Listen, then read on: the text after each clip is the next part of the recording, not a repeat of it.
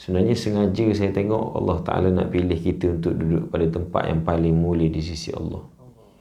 Nabi sebut dalam hadis, Nabi kata afdalul buq'ati fil ardi masajiduha.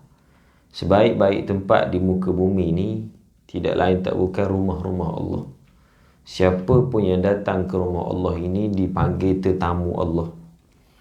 Allah Ta'ala dalam memilih tetamu dia, Allah tak akan pilih sebarangan orang lah.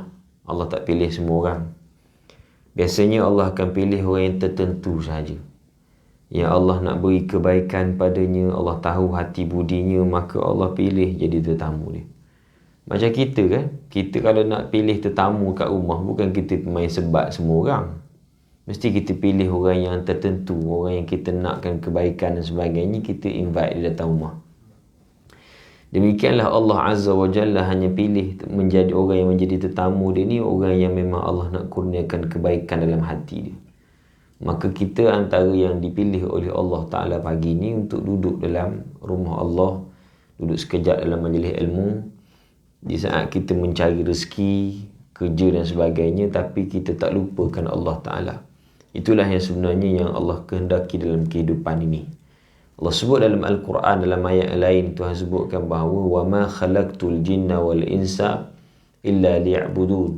Aku tak ciptakan jin dan manusia kecuali untuk mereka ni mengabdikan diri kepada aku, kata Allah.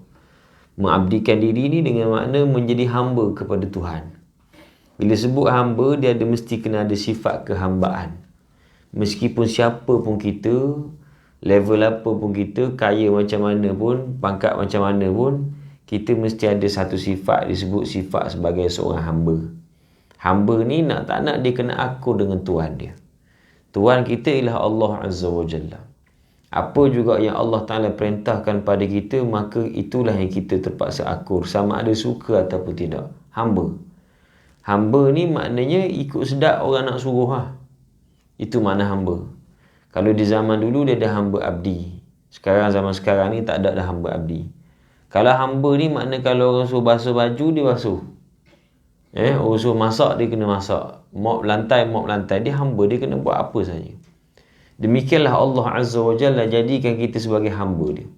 وَمَا خَلَقْتُ الْجِنَّ وَالْإِنسَ. Aku tak ciptakan jin dan manusia kecuali dia mesti jadi hamba aku. Jadi hamba ni maknanya ikut suka hati Allah Ta'ala nak suruh. Allah suruh solat, kita kena solat. Allah suruh puasa, kita kena puasa. Allah suruh tutup aurat, kita kena tutup aurat. Bila sebut sebagai hamba, maka tidak ada keingkaran yang berlaku sepatutnya terhadap Allah Azza wa Jalla. Sebab kita hidup atas dunia ni menumpang di bumi Tuhan. Bila sebut menumpang, mestilah kita terikat dengan peraturan-peraturan yang telah ditetapkan. Demikianlah kalau kita duduk kat mana pun dia ada peraturan dia. Saya ingat tak ada tempat pun dalam dunia ni yang tidak ada peraturan. Semuanya terikat dengan peraturan yang tertentu. Awak masuk dalam masjid, dia ada peraturan-peraturan dia. Apa dia? Nak masuk dia tak boleh pakai selipar. Mesti dalam keadaan yang berkaki ayam, dalam keadaan suci, tak boleh kotor dan sebagainya. Dia ada peraturan. Awak punya pejabat, punya company, punya office, punya kementerian pun dia mesti ada peraturan dia. Antara peraturan dia, pakai pakaian yang sopan dan sebagainya. Demikianlah bumi Allah Ta'ala ini, dunia ini dia ada peraturan-peraturan yang telah ditetapkan oleh Allah Ta'ala dalam Al-Quran dan hadis Nabi SAW. Jadi peraturan ini nak tak nak mesti diikuti. Siapa pun yang tak ikut peraturan, dia berhak diambil tindakan. Sebagaimana orang yang langgar SOP sekarang, berhak diambil tindakan. Allah Ta'ala bila kita langgar SOP yang telah ditetapkan oleh Allah dalam Al-Quran dan hadis Nabi SAW, kita berhak dikenakan tindakan. Sebab itu mana-mana orang yang langgar SOP Allah, maka dikenakan dosa yang berat. Kemudian akan diambil tindakan oleh Allah Azza wa Jalla dan hukuman selagi mana kita tidak bertaubat pada Allah Azza wa Jalla. Itu keadaannya. Jadi bulan Ramadan ini, antara peraturan yang Allah Ta'ala tetapkan pada kita, iaitulah mesti kita berpuasa. Ini peraturan ni, rule. Namun demikian ramai lagi ada orang yang jenis tak puasa. Bila dia tak puasa ni, maknanya dia langgar peraturan Allah. Allah tetapkan manusia ni kalau laki-laki perempuan ni dia kena tutup aurat dia. Tapi kita melihat ada juga orang yang tak tutup aurat dia. Jadi sebenarnya siapa pun yang melanggar peraturan Allah Azza wa Jalla ini, orang ini Allah Ta'ala hilangkan rahmat dalam hidupnya. Allah berikan kepada dia dosa yang berat. Bangkit akhirat esok, dia akan diazab oleh Allah Azza wa Jalla. Sebab itu, tuan-tuan semua, inilah satu bulan yang mana Allah Ta'ala bukakan kepada kita satu peluang dan ruang.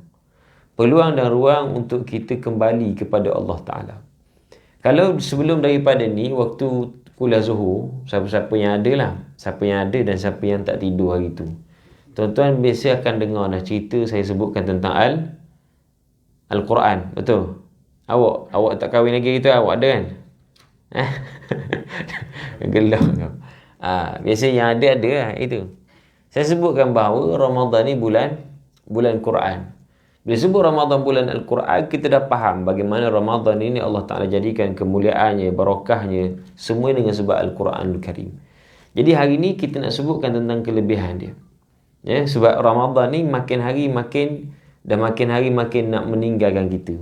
Kita hari ni hari yang ke-20 berapa dah? 25 kan? Aku saja je 24 lah. Betul lah 24 tu. Esok 25. Lusa mesti ada 26. Kalau kita nak kira, habis lah. Jadi hari ni hari yang ke-24 daripada Ramadan. Maknanya kita masih ada lagi beberapa hari yang berbaki untuk Ramadan ni pergi meninggalkan kita. Boleh jadi tinggal sekejap, tahun depan datang lagi. Boleh jadi pergi tinggalkan untuk kita ni selama-lamanya.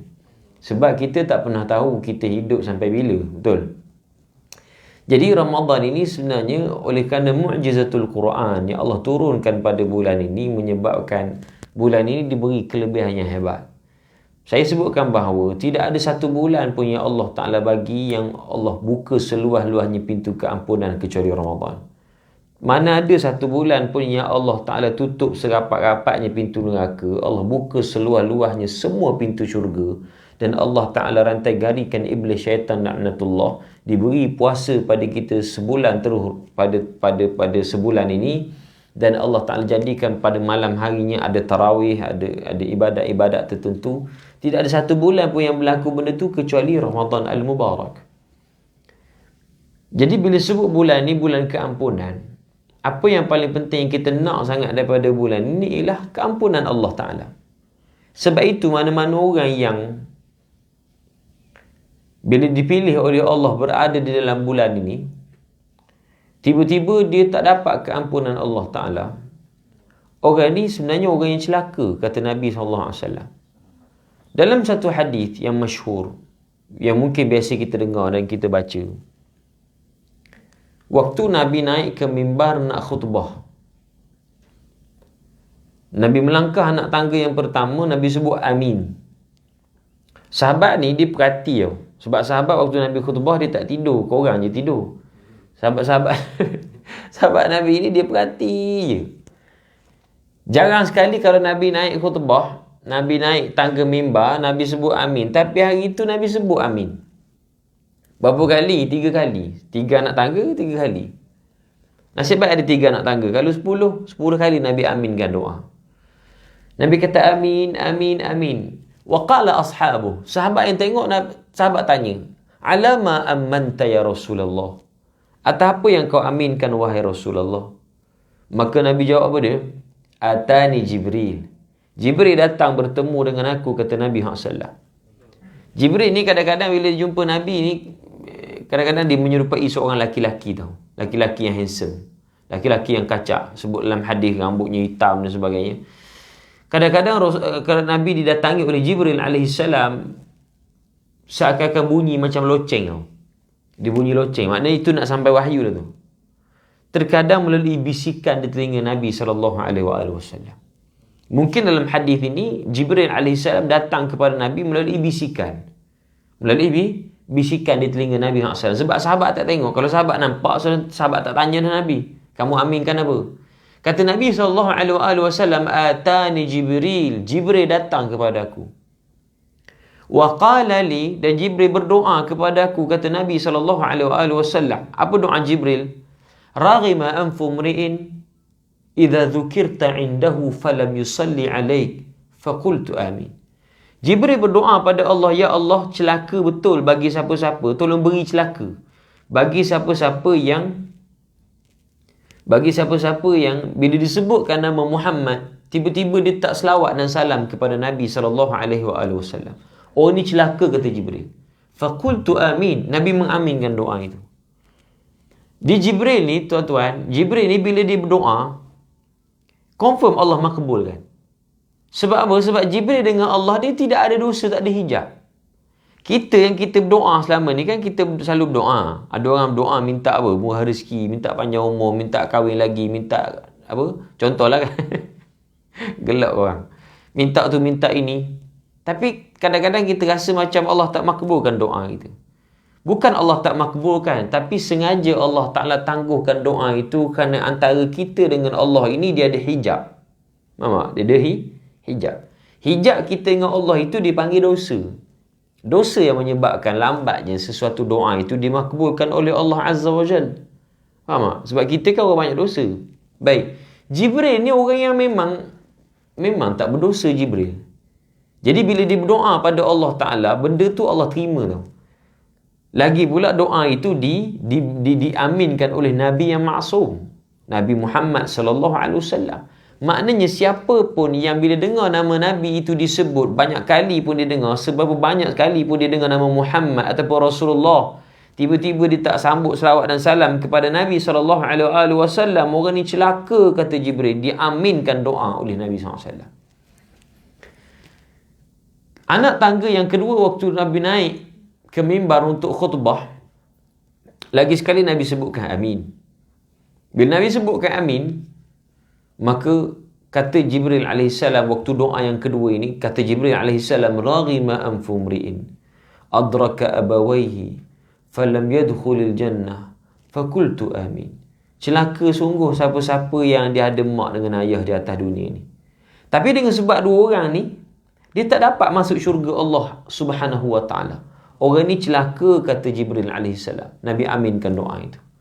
Mak ayah ni, tuan-tuan, antara orang yang mesti kita kena jaga kebajikan dia, hati dia orang mesti dijaga. Sebab apa? Sebab ramai orang yang kadang-kadang pandang remeh terhadap mak dengan ayah. Ibu bapa ni antara orang yang mesti kita kena mencari berkat dia. Dialah satu-satunya kunci yang terbaik untuk kita masuk ke syurga Allah Azza wa Jalla. Terutama doa dia orang. Beruntunglah siapa-siapa yang masih ada lagi mak dengan ayah dia. Sebab apa? Sebab mereka inilah yang menyebabkan kita sukses hari ni. Apa pun keadaan kita hari ni, semuanya hasil berkat daripada doa kedua orang tua. Kita sangat memerlukan doa dia. Kita sangat memerlukan doa yang mustajab. Orang yang mendoakan kita dalam keadaan. Sebab antara doa yang Tuhan takkan tolak ialah doa seorang ibu ataupun seorang ayah yang mendoakan untuk anak-anak dia. La haula wa la quwata illa billah. Kita sekarang ni kita rasa apa yang kita dapat hari ni, awak ada kehidupan sendiri, ada orang ada isteri, ada anak-anak, ada kehidupan, ada menantu, ada cucu. Kita rasa kita sukses, kita berjaya memiliki apa yang kita ada sekarang ni dengan sebab usaha kita.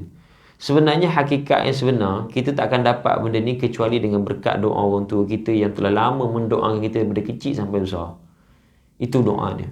Sebab itu dengan mak ayah ni jangan sekali-kali awak kecilkan hati diorang, awak derhaka walaupun hanya berkata benda yang kecil, faham tak? Dalam Quran kata fala taqul lahuma uffin. Jangan kamu sebut perkataan uff. Uff ni maknanya mengeluh sikit pun. Tak boleh. Kerana apa? Kerana dia mengundang dosa pada Allah Ta'ala. Rugi saja. Siapa pun yang pernah derhaka kat mak dengan ayah dia dan tak mendapat keampunan diorang, segala amal ibadat mereka dengan Allah Azza wa Jalla ini tak diterima oleh Allah. Ini penting yang kita kena faham. Sebab tu bila kita derhaka je dengan mak dengan ayah, dengan ibu bapa, antara kesan yang sangat besar dalam hidup ini iaitulah apa juga ibadat yang buat Tuhan tak terima. Awak solat, baca Quran. Ni bulan Ramadan. Bulan Ramadan ni antara bulan yang memang Allah Ta'ala dengar permohonan hamba ni. Bulan Ramadan ni ada satu malam yang disebut sebagai malam Al-Qadar. Malam ni Allah suka nak dengar dan Allah ingin mendengar permohonan doa hamba-hamba. Ini satu waktu yang dimustajabkan doa oleh Allah. Awak minta apa pun Allah Ta'ala kabulkan. Faham tak? Tapi saya nak sebutkan bahawa Allah tak nak dengar dan Allah tak akan dengar permohonan doa daripada anak yang pernah derhaka kat mak dengan ayah dia. Walaupun pada malam Al-Qadar. Sebab itu kita kalau yang masih ada mak dengan ayah, minta tolong, selalu mintakan keampunan diorang, minta maaf kat diorang. Faham tak? Dia dengan mak dengan ayah ni, awak kata ulama, kita tak boleh minta maaf secara general. Dengan kalau melibatkan mak ayah, awak tak boleh minta maaf secara general. Apa maksud dia?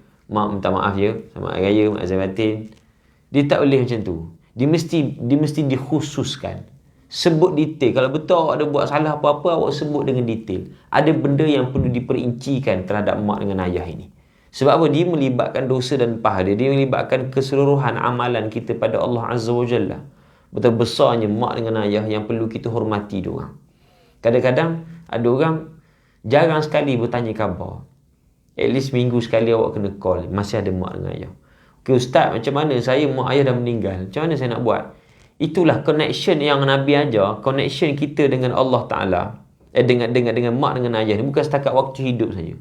Bahkan waktu dia orang dah meninggal pun mesti ada connection. Apa dia connection dia? Doa. Nabi sebut dalam hadis yang lain. Nabi kata antara benda yang terus berjalan walaupun kita telah pun meninggal dunia, ada 3 benda.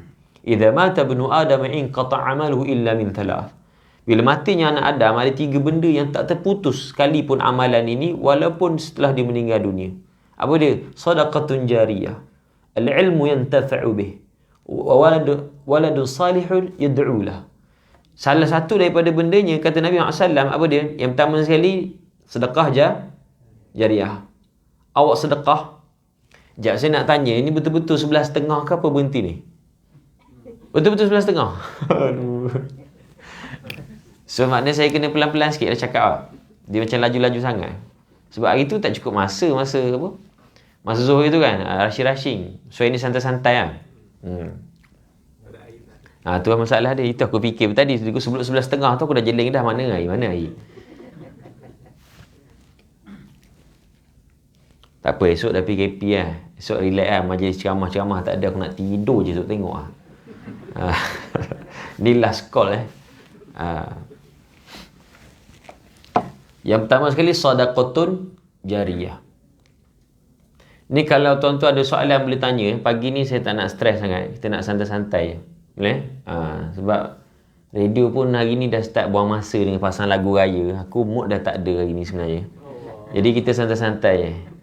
Pagi-pagi dia pasang. Satu hari. Siapa tak? Dengan tak boleh rentas negeri apa benda lah. Sedih lah. Sabar bandai pula dia. Okay. Sadaqatun jariyah. Sadaqatun jariyah ni antara amalan yang tak terputus walaupun awak meninggal. Kita mati. Okey. Dia amalan kita. Bila kita buat sekarang, dapat pahala lah. Contoh awak baca Quran sekarang, awak dapat pahala sekarang. Awak solat, dapat pahala solat. Majlis ilmu, duduk sekarang, dapat pahala majlis ilmu. Apa yang awak buat, baru awak dapat. Okey, bila kita mati, bila kita meninggal, amalan tu terputus semua sekali. Sebab apa terputus? Sebab dah mati. Mana boleh baca Quran?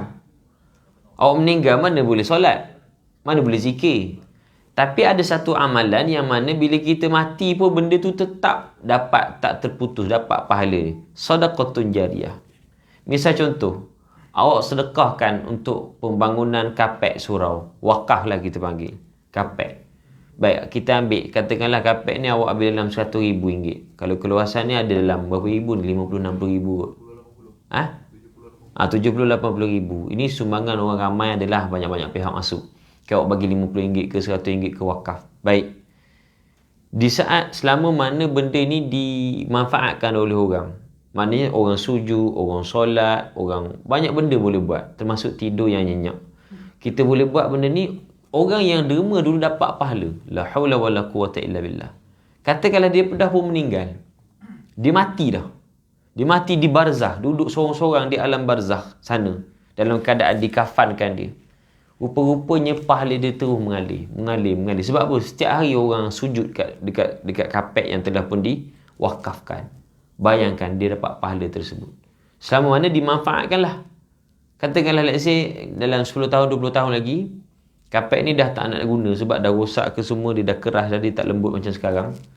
Maka kita pun remove kapek tersebut, maka terhenti setakat itu sahaja pahala orang yang mewakafkan untuk kapek. Sebab tu orang nak wakaf ni, dia kena bijak. Dia wakaf benda yang kekal, macam tanah, bangunan, yang benda yang mustahil orang nak buang, orang tak ambil manfaat. Sebab tu saya nasihatkan tuan-tuan, kalau kapek ni nanti tak nak pakai, sedekahkan dekat surau-surau yang lebih memerlukan, supaya manfaat tu bersambung. Jangan terus buang, jangan terus bakar dan jangan terus lupuskan benda tu. Ini antara benda tak terputus. Yang kedua ialah doa anak yang soleh. Doa anak yang soleh. Yang kedua ialah ilmu yang bermanfaat. Maksud dia, contohlah, kita ada ilmu kita bagi kat orang. Ilmu ni bukan mesti ilmu agama, ilmu yang bermanfaat. Awak ada satu ilmu tentang apa? Tentang awak punya profession lah. Kita ajar orang boleh dapat manfaatkan ilmu tu, dapat bina kehidupan sendiri dan sebagainya. Selama mana ilmu itu bermanfaat untuk dia, maka orang yang di barzah pun dia akan tetap mendapat saham pahala yang sama. Tengoklah imam mazhab yang 4. Nampak? Walaupun diorang ni tak kaya, diorang tak ada harta, tapi diorang meninggalkan mazhab-mazhab yang cukup hebat. Sehingga hari ni kita beramal dengan mazhab Syafi'i dengan ilmunya. Dengan sebab ilmunya kita boleh hidup dengan cara yang baik. Maka bayangkan bagaimana imam mazhab yang 4, Imam Syafi'i, Hambali, Maliki, Hanafi, semua dalam kalangan mereka ni diberi oleh Allah Ta'ala makna kesenangan di barzah sana, termasuklah di akhirat. Yang ketiga ialah doa anak yang soleh. Doa anak yang soleh ini antara doa yang tak terputus. Walaupun kita dah meninggal dunia, tapi kita meninggalkan anak yang soleh dekat dunia dulu, dia mendoakan kita. Sebab tu antara benda yang perlu kita buat bagi orang yang masih ada mak dengan ayah pun, orang dah meninggal mak dengan ayah dia. Kalau ayah dia dah mak dengan ayah ada lagi, itulah tadi saya sebutkan bahawa selalu minta maaf, selalu ziarah diorang, buat baik, buat kebajikan, jangan pernah berkira dengan diorang, bahagiakan mereka sebagaimana diorang bahagiakan kita sewaktu kita kecil. Orang yang dah tak ada mak dengan ayah, apa yang nak buat? Doa. Doa anak yang soleh ni tak akan terputus walaupun orang tu dah meninggal dunia. Doa, ya Allah, ya Tuhanku, kau ampunkanlah kedua dosa ibu bapaku. Doa anak yang soleh ni, katakanlah mak kita diazab oleh Allah Ta'ala di barzakh. Di saat ada doa anak yang soleh, selalu mendoakan untuk orang tua dia, Allah immediately akan perintahkan malaikat, hey malaikat, tolong hentikan azab itu segera. Sebab apa? Ada anak dia dulu tengah buat kebajikan atas nama dia. Anak dia wakaf, anak dia sedekah, niat pahala untuk orang tua dia. Anak dia doakan untuk orang tua dia, hentikan azab tu.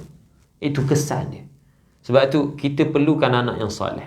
Hari ni orang kadang-kadang tak fikir benda ni. Sibuk nak ajar anak ni orang putih yang semata. Faham tak? Anak tak reti Quran. Kita nak lahirkan anak yang soleh, mesti didik diorang dengan Al-Quran dan hadis Nabi SAW. Saya melihat ini kesan penjajah yang meninggalkan negara kita daripada dulu lagi. Dia walaupun dia dah berambus daripada kita punya kasarnya aku. Saya cuba mencari satu perkataan yang bagus tau untuk disebut, tapi tak jumpa. Aku sebut je lah berambus, okey kan? Walaupun dia dah berendar daripada negara kita, tapi sebenarnya diorang tak belah macam tu je. Kan? Diorang meninggalkan ajaran ataupun sistem sehingga minda kita pun dijajah. Apa maksud dia? Tengok macam mana kita nak anak yang soleh yang mendoakan kita waktu kita meninggal. Sedangkan anak-anak yang kita ada ni pun sekarang ni kita tak didik dengan Islam. Saya duk perhati hampir 80% dalam kalangan kita ni, bila dia ada anak ataupun dia ada cucu, dia akan ajar anak dia bahasa orang putih. Faham tak? Daripada kecil lagi. Tapi Al-Quran dan hadis tak reti. Saya sehingga pernah jumpa dua orang umur 23 tahun, 25 tahun datang jumpa saya, Ustaz, saya nak belajar Quran. Saya nak belajar Quran. Saya cakap, okey, awak datang kat Tafiz, masih sekian, saya free, awak datang. Tiba-tiba hari tu dia datang, saya ingatkan dia bawa Quran yang besar ni tau. Rupa-rupanya hari tu dia bawa muqaddam. Dia tak kenal pun huruf alif, ba, ta, sa. Dia tak kenal langsung. Dia tak pernah kenal huruf tu. Umur apa? 25 tahun. Saya merasakan satu benda yang, okey, awak 25 tahun, apa awak buat masa kecil? Awak ada belajar tak? Tak pernah belajar. Mak ayah dia ajar dia orang putih je. Orang putih kalau speaking memang pandai orang ni. Saya risau bila generasi yang sekarang ini makin hari makin meninggalkan Al-Quran. Silap mak ayah dia yang mencorakkan didikan. Ini Nabi sebut, kullu mauludin yuladu al-fitrah. Setiap yang lahir itu dilahir dalam keadaan fitrah yang suci. Fa abawahu yuhawwidanih aw yunassiranih aw yumajjisanih. Mak ayah dia lah yang meyahudikan dia, yang menasranikan dia, yang memajusikan dia. Kita, mak ayah ni yang mencorakkan kehidupan anak-anak. Sebab itu kalau kita fikir, betapa ramainya hari ni orang yang memang tak ambil serius ataupun ambil cakna tentang pendidikan agama terhadap anak-anak. Diorang ada anak kecil, diorang ada cucu, mesti akan ajar tentang orang putih dulu. Saya tak kata salah orang nak belajar berbahasa pun. Faham tak? Tapi bila nampak obvious sangat, tulis Jawi pun tak pandai. Quran hadis pun tak reti. Tapi orang putih, sebab kita yang didik daripada kita tak, saya pun tak tahu kenapa kita terlalu obses dengan barat. Bila cakap orang putih, budak kecil pandai cakap orang putih, kita nampak benda tu macam gegah, macam hebat. Kalau bola tak panggil bola, panggil ball. Kalau sakit panggil sick. Kalau nak pergi kerja, papa nak pergi work. Apa masalah awak cakap Melayu? Ya, geram betul aku. Cakap Melayu tak boleh. Faham tak? No, dirty. Oh, you so tired lah. Kita yang gelak lah. Kita yang mencorakkan kehidupan dia orang. Faham tak? Daripada kecil kita ajar orang putih. Tapi kenapa kita tak ajar di Quran? Quran tak reti sampai umur 25 tahun tak reti Quran. Tak salah orang nak belajar apa bahasa pun bagus. Menguasai banyak bahasa pun tak apa. Awak nak belajar bahasa Korea, suka tengok cerita Korea. Suka hati awak lah. Belajarlah apa bahasa nak belajar pun. Tapi pastikan Al-Quran dan hadis itu didahulukan. Bukan saya kata salah. Faham tak? Quran biar reti dulu. Hadis biar reti dulu. Lepas tu belajarlah bahasa-bahasa yang lain untuk menguasai bahasa. Kita nak faham bahasa orang dan sebagainya. Nak mengkaji ilmu yang lebih luas. Tapi kenapa Al-Quran dan hadis itu ditinggalkan? Ini masalah dia. Sebab tu kalau awak fikir, macam mana nak lahirkan anak yang soleh? Agak-agak kalau kita meninggal, siapa yang akan jadi imam pada solat jenazah kita? Kalau ada 5 orang anak, fikir, dalam ramai-ramai 5 orang ni, kalau aku meninggal, siapa yang potensi paling besar untuk solat jenazah aku, untuk uruskan jenazah aku, untuk mendoakan aku waktu aku tak ada nanti? Tengok anak pertama ni, dia ni engineer tau. Dia memang tak tahu apa-apa ni.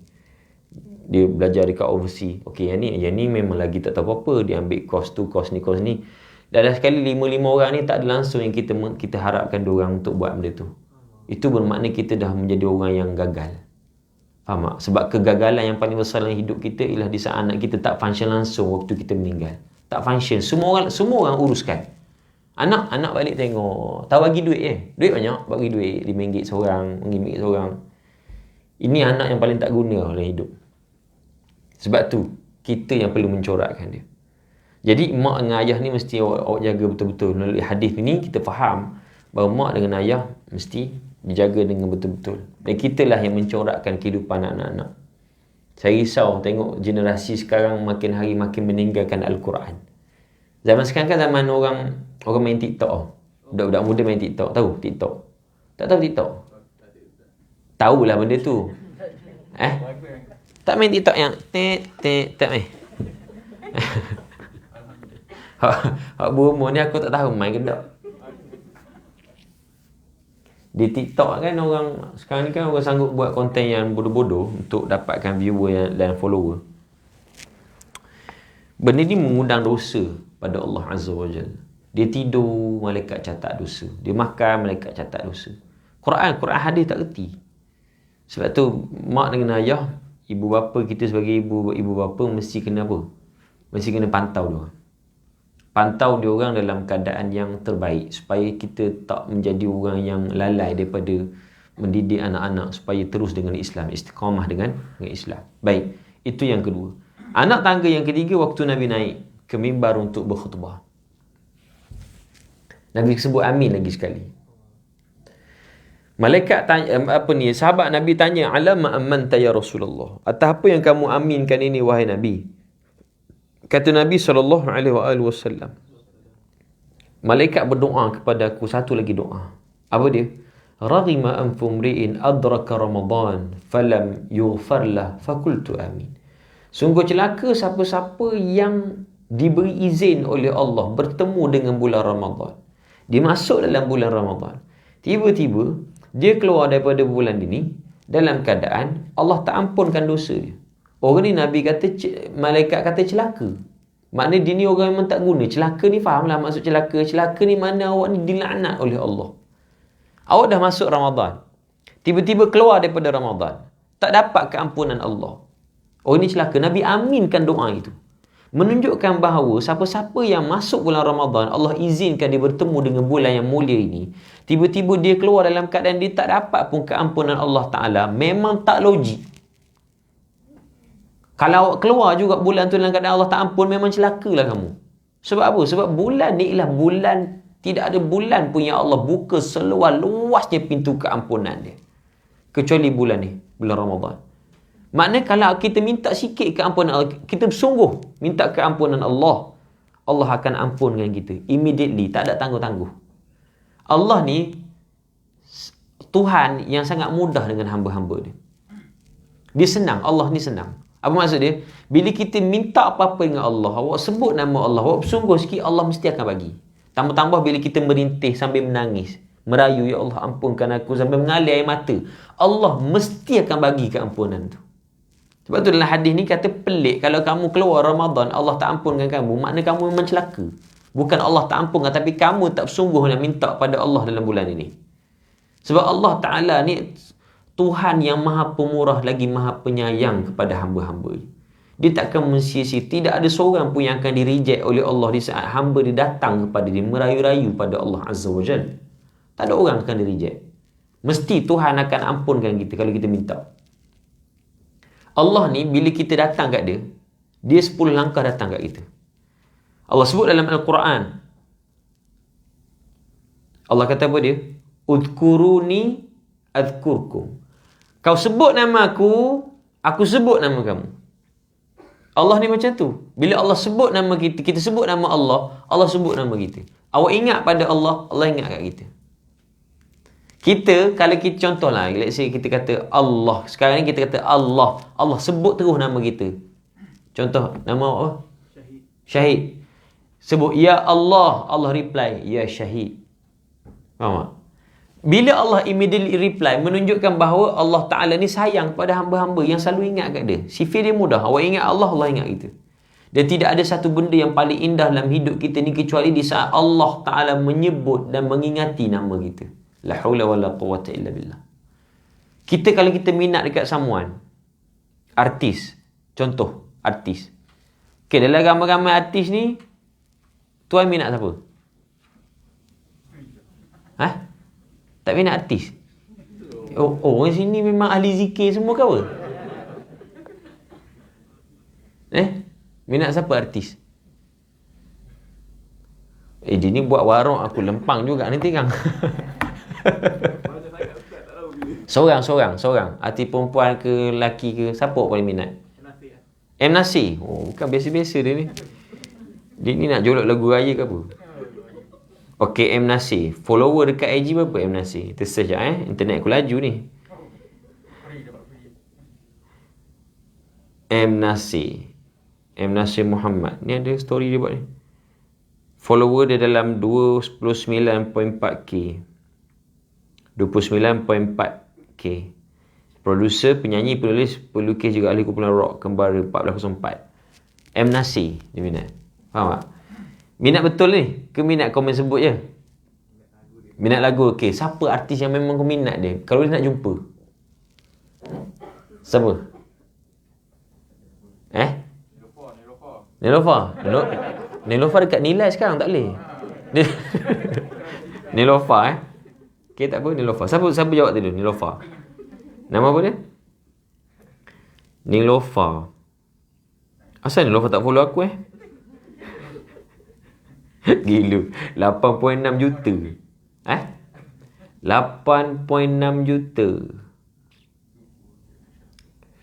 8.6. Okey, awak minat Nelofa contoh. Kan? Kita minat kalau nak jumpa dia. Okey, katakanlah Nelofa ni dia ramai follower tau, 8.6 million. Bila dia buat satu-satu posting, ni posting 3 days ago, dia tulis apa? 10 malam terakhir Ramadan adalah ayat-ayat marketing jadah dia tu. Dia dapat likers dia 49,291. 49,000 sekali like. Faham tak? Engkau kalau kau post, seorang je like. Itu pun salah like tau. Salah tekan. Padam balik. Sorry. Set DM. Sorry, tersalah like. Dia ni sekali post dia 3 days ago 49,000 lebih. Kalau ni gambar dia dengan laki dia. So nak jambang sama dengan Haris. Dengan laki dia. Kalau post punya romantik peluk-peluk ke jadah apa ni, dia dapat berapa tahu sekali post. 4 days ago. 562,393 likes. Woi, ramai 500,000 hot like. 500,000 ni kalau bagi derma kat tahfiz aku RM1 seorang, dah siap satu bangunan. Nampak? Okey. Lepas tu komen dia, tengok komen. Komen 5,263 komen. Aku tak tahu apa orang komen kat sini. Sampai 5,000 orang. Okey, dalam ramai-ramai ni, siapa yang jawab Nilofa tadi? Bang nama apa? Engkau dah ada nama sama dengan aku. Malu. Aduh. Okey, Naim. Tak, dia crush dia, bukan minat pun. Naim, dalam ramai-ramai 5,000 ni, awak komen seorang. Hai Lofa, contoh Hai Lofa. Okay, dalam 5,000 orang ni, seorang pun Lofa tak mention, tak reply, tak apa. Tapi nama Naim, nama awak, Lofa, mention. Hai Naim, contoh. Rasa bangga tak bila artis reply komen kita, the only one kita je yang dia reply? Kita rasa mesti kita screenshot buat story lain. Betul tak? Wih, Nilofa. Sebab kita kan, sebab orang kita minat kot. Kan? Okay, katakanlah kita berbalik pada, jangan artis lah, ulama'. Siapa yang awak minat ulama'? Ustaz Dusuki contoh. Ustaz Dusuki Abdul Rani. Dalam ramai-ramai yang komen tu, dia reply mesej kita seorang je. Faham tak? So, mesti kita akan rasa macam satu benda yang, ya Allah, apa Tuhan nak bagi kat aku ni? Dia mention nama aku, dia tahu aku dan sebagainya. Dia follow back aku contoh. Ini Allah Ta'ala yang sebut nama awak. Mention nama kita. Di saat apa? Di saat kita sebut nama dia. Sebab tu bulan Ramadan ni antara satu bulan yang awak kena banyak sebut nama Allah. Sebut Ya Allah. Allah sebut balik nama kita. Nah. Jadi, bila sebut macam itu, bulan Ramadan ni ialah satu bulan yang memang Allah dekat dengan hamba dia. Siapa-siapa yang minta keampunan Allah Azza wa Jalla, Allah akan terima keampunan itu. Sebab itu kalau awak tak dapat keampunan Allah Ta'ala dalam bulan ni, maknanya benda tu tak logik. Kita yang memang tak bersungguh nak minta keampunan itu. La hawla wa la quwwata illa billah. Sebab tu Nabi sebut dalam hadis, Nabi katakan apa? Man qama ramadana imanan wa ihtisaba, ghufira lahu ma taqaddama min dhanbi. Siapa-siapa yang menghidupkan Ramadan dengan tarawih, dengan puasa, dengan witirnya, dengan tahajudnya, dengan munajatnya pada Allah, dengan penuh keimanan, kesungguhan, keikhlasan, wahtisaba, dengan penuh kesungguhan pengharapan supaya Allah ampunkan dosa dia, ghufira lahu ma taqaddama min dhanbi, Allah ampunkan keseluruhan daripada dosa-dosa dia. Kita dah nak habis Ramadan ni, saya ada satu hadis yang saya nak kongsikan kepada tuan-tuan semua. Dalam satu hadis, ada seorang sahabat. Saya nak sebutkan tentang Ramadan ini begitu hebat, yang mana Allah memang sengaja buka seluahnya pintu keampunan kerana memang Tuhan nak ampunkan kita. Faham tak? Ada seorang sahabat ni, hadis ni penting tau. Penting, awak kena ambil note sikit. Ada seorang sahabat namanya Talhah bin Ubaidillah. Nama apa tadi? Talhah bin Ubaidillah. Tak, dia ramai je belakang sana tak? Saya tak nampak orang. Asal tak duduk depan ni? Ni nak buat apa? Swimming pool ke? Duduklah sini. Tak nampak ni. Talhah bin Ubaidillah, dia salah seorang sahabat yang dijamin syurga oleh Allah. Jamin syurga. Jadi saya akan cerita. Talhah ni, dia antara seorang sahabat yang pernah mengislamkan dua orang sahabat yang lain. Di Islam. Orang Islamkan orang ni pahala besar. Besar sangat.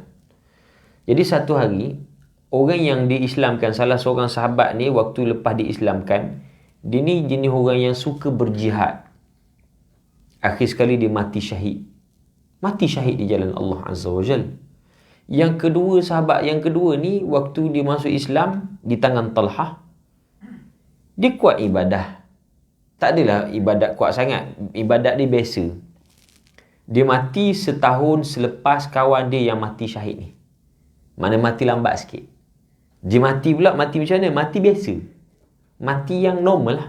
Bukan mati syahid. Talhah satu hari, dia tidur, dia bermimpi. Dia tidur malam tu, dia mimpi. Dia mimpi yang mana dia betul-betul berada depan pintu syurga Allah. Tengok. La hawla wa la quwata illa billah. Sahabat Nabi mimpi dia depan pintu syurga. Sebab dia memang ahli syurga.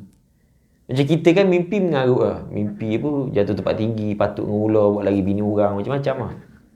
Itu kita lah. Sebab kita ni kan banyak dosa. Sahabat dia ni ahli syurga. Dia mimpi betul-betul ada depan pintu syurga Allah. Dia tengok depan pintu syurga tu ada 2 orang sahabat yang sedang berdiri. Yang seorang yang diislamkan tadi lah. Yang seorang tu mati syahid kerana berjihad. Yang seorang tu mati lambat sikit. Setahun selepas tu mati biasa. Dan kelihatannya, kata Talhah, skrin tak tutup, nampak ni lofa kacau lah. Katanya Talhah, aku tengok depan pintu syurga tu ada malaikat yang keluar daripada pintu syurga. Kelihatannya malaikat ini memanggil kawan dia yang mati biasa tu masuk syurga lebih awal daripada yang mati syahid ni. Kali kedua malaikat keluar, malaikat baru panggil yang mati syahid ni masuk syurga. Masuk syurga juga tapi lambat sikit. Kali ketiga malaikat keluar, malaikat pandang ke arahku, kata Talhah. Malaikat sebut dekat aku, irji' ya Talhah. Berundur sikit. Tak sampai masa lagi kamu masuk syurga. Talhah bangun, Talhah menangis. Dia menangis bukan sebab dia lambat masuk syurga. Dia sebab syurga ni, tuan-tuan, dia nak masuk, dia bukan boleh main kau masuk macam tu tak. Dia mesti, dia ada queue dia. Dia ada turn dia. Dia ada turn dia. Maknanya dia tak boleh masuk. Dia bergantung kepada amalan masing-masing lah. Kalau kita selalu lengah-lengahkan urusan ketaatan pada Allah Ta'ala, syurga lambat sikit lah. Malam sikit lah. Tapi kalau kita jenis orang yang dengar azan tu, datang masjid, kita bersegera dengan ketaatan, orang ni cepat masuk syurga. Satu lagi, orang yang banyak harta, orang kaya ni lambat sikit masuk syurga. Sebab apa? Sebab setiap hartanya tu akan dihisap oleh Allah satu-satu. Tambah-tambah perempuan. Perempuan kan tudung dah banyak mana lah. Kan satu almari tu tudung dia. Ya, tudung bawal, tudung syakap, jadah apa semua banyak kan. Tuhan hisap benda tu tau. Satu-satu. Ni awak beli kat mana? Ni awak beli kat mana? Ni kat mana? Takkan awak nak jawab Shopee semua. Leceh lah. Betul tak? Pakai tak pakai? Itu aku tak tahu soalan tu pakai ke tak. Dia akan tanya satu-satu. Orang banyak harta ni, 5-6 biji kereta. Berapa kereta ni? Kalau ada sangkut je, setiap harta sangkut benda haram, habis lah neraka tempat dia. Sebab tu orang kaya, dia akan lambat sikit masuk syurga. Sebab dihisap amalan oleh Allah. Lagi orang ada jawatan tau. Okey, awak Perdana Menteri kan? Perdana Menteri. Banyak Perdana Menteri ni, dia akan disoal oleh Allah Ta'ala. Dia orang di bawah tanggungan dia. Kan Nabi sebutlah hadis kullu mas'ul kullukum ra'in wa kullukum mas'ulun an ra'iyatih. Setiap kamu pemimpin dan kamu akan disoal oleh Allah Ta'ala, bertanggungjawab setiap orang di bawah kepimpinan kamu. Macam kita pemimpin keluarga, bawah tanggungan kita ada berapa orang? Anak 8 orang contoh. Yang saya anak 8 orang. 8 orang ni ditanya oleh Allah Ta'ala. Okey, anak pertama kau ajar Quran tak? Anak kedua macam mana? Apatah lagi seorang pemimpin besar, umpama dia seorang Prime Minister, dia seorang Perdana Menteri. Berapa rakyat kau jaga, berapa ramai, apa rakyat kau buat? Faham? Kau didik tak dia orang dengan Islam? Man? Ke kau ajar dia orang ni pergi pusat judi, kau buka pusat judi contoh Kau buka pusat judi ke, kau buka kilang arak ke? Kita disoal oleh Allah Azza wa Jalla. La hawla wa la quwata illa billah. Orang ada jawatan, orang ada kekayaan, semuanya akan lambat masuk syurga sebab dia dihisap. Jadi Talhah ni dia masuk lambat sikit. Faham tak? Sebab tu kita jangan, dalam bab ketaatan, kita jangan lengah-lengahkan. Ada peluang buat baik. Macam pagi ni kita ada ceramah majlis ilmu. Buat baik lah. Mana datang, duduk, relax. Sebab majlis ilmu lah satu-satunya ibadah yang memang senang gila nak buat. Awak tak cakap banyak pun. Duduk, dengar. Rasa ngantuk, tidur kejap. Dapat dinding, dapat tiang, lagi syok. Betul tak? Yang kena cakapnya, Ustaz, 2 jam kau bagi hari ni. 2 jam tak ada air. Faham tak? Dapat pahala tak kita? Dapat pahala. Duduk dengar. Kalau Quran, awak kena effort tau. Tunjuk effort baca. Walladzina yu'minuna billah. Kan kena baca. Suara lagi. Solat. Tunduk rokok. Zikir. Mulut. Majlis ilmu dengar je. Buat muka bodoh sikit. Ustaz berhenti awal lah. Macam tu. Dapat pahala. Satu-satunya ibadah yang paling senang dapat pahala. Maksudnya itu pun tak nak datang. Faham tak? Itu pun tak nak ambil berat. Talhah bin Ubaidillah. Dia bangun tidur, dia nangis. Dia nangis bukan sebab dia tak dapat masuk syurga awal. Sebab dia sedar diri, dia ni amalan tak hebat mana pun nak banding dengan sahabat-sahabat lain. Padahal dia tu Islamkan 2 orang tadi tau. Dia masuk syurga lambat sikit. Yang dia terkejut, sebab apa kelihatan malaikat ni dia panggil orang yang mati biasa masuk syurga lebih awal daripada orang lain. Even orang mati syahid pun lambat sikit. Itu yang dia terkejut. Kalau tuan-tuan faham kelebihan orang mati syahid, kita akan faham kenapa Talhah terkejut. Dalam hadis Nabi SAW, saya sebutkan secara ringkas, secara sebentar lalu. Dalam satu hadis Nabi sebutkan tentang kelebihan orang mati syahid. Orang mati syahid ni apa kelebihan dia? Setitis sahaja darah yang keluar daripada tubuh badan orang mati syahid diampunkan semua dosanya oleh Allah Ta'ala. Hebat. Setitis je darah yang keluar daripada orang mati syahid ni setitis je keluar, Allah ampunkan semua dosa orang mati syahid. Tengok kelebihan dia. Apa lagi kelebihan mati syahid? Waktu dia nak meninggal, Allah kecualikan dia daripada rasa sakaratul maut. Orang lain mati sakit tau. Dia mati tak sakit. Tuhan beri kelebihan mati syahid. Dia mati ni, dia akan rasa macam ada satu cubitan kecil. Macam tu. Bahkan lazatnya rasa mati syahid. Satu riwayat sebut, orang mati syahid, dia minta dengan Allah, Ya Allah, hidupkan aku lagi sekali. Aku nak mati macam tu berkali-kali. Sebab lazat. Orang mati syahid. Kita nak mati kan sakit tau. Macam manis, darah tinggi, covid lah, benda. Dia orang mati syahid ni rasa relax. Orang mati syahid ni kata Nabi SAW, waktu dia nak meninggal, Allah tunjuk terus depan dia kedudukan dia paling tinggi dalam syurga. Dia nampak satu view tempat duduk dalam syurga dengan bidadari yang cantik semua. Sebab tu tak pelik kalau awak tengok kat video kan orang Palestin mati berperang semua, ada mati senyum kan. Bila sebut senyum, maknanya dia tengok benda yang indah. Faham tak? Barulah ulama fikir. Kalau kita fikir logik juga. Patut dia tak rasa sakit mati. Sebab dia diperlihatkan benda yang indah depan mata dia. Sehingga dia tak terasa sakit mati. Logik Kita kan kalau kita tengok benda yang mengasyikkan depan mata kita, apa berlaku pun kita tak sedar kan. Macam orang tengok bola. Orang tengok bola. Tambah-tambah dekat nak masuk dekat kotak penalti tu nak masuk gol, dia tak sedar pun dia punya tindakan dia. Faham tak? Tiba-tiba dia bangun. Go dia sebut. Dia bangun tu dia tak kira dah dipijak kaki orang ke, dia tak sedar. Sebab apa? Ada benda mengasyikkan depan mata dia. Sebab tu tak pelik kalau kita tengok ada orang zikir sampai macam tu. Sebab apa? Sebab dia buat satu benda yang mengasyikkan. Dia tak tahu dah apa berlaku. Itu bukan level kita lah. Dia nak share. Dia ada zuk. Bukan zuk kelab malam tu. Itu zuk lain. Zuk ni satu perasaan.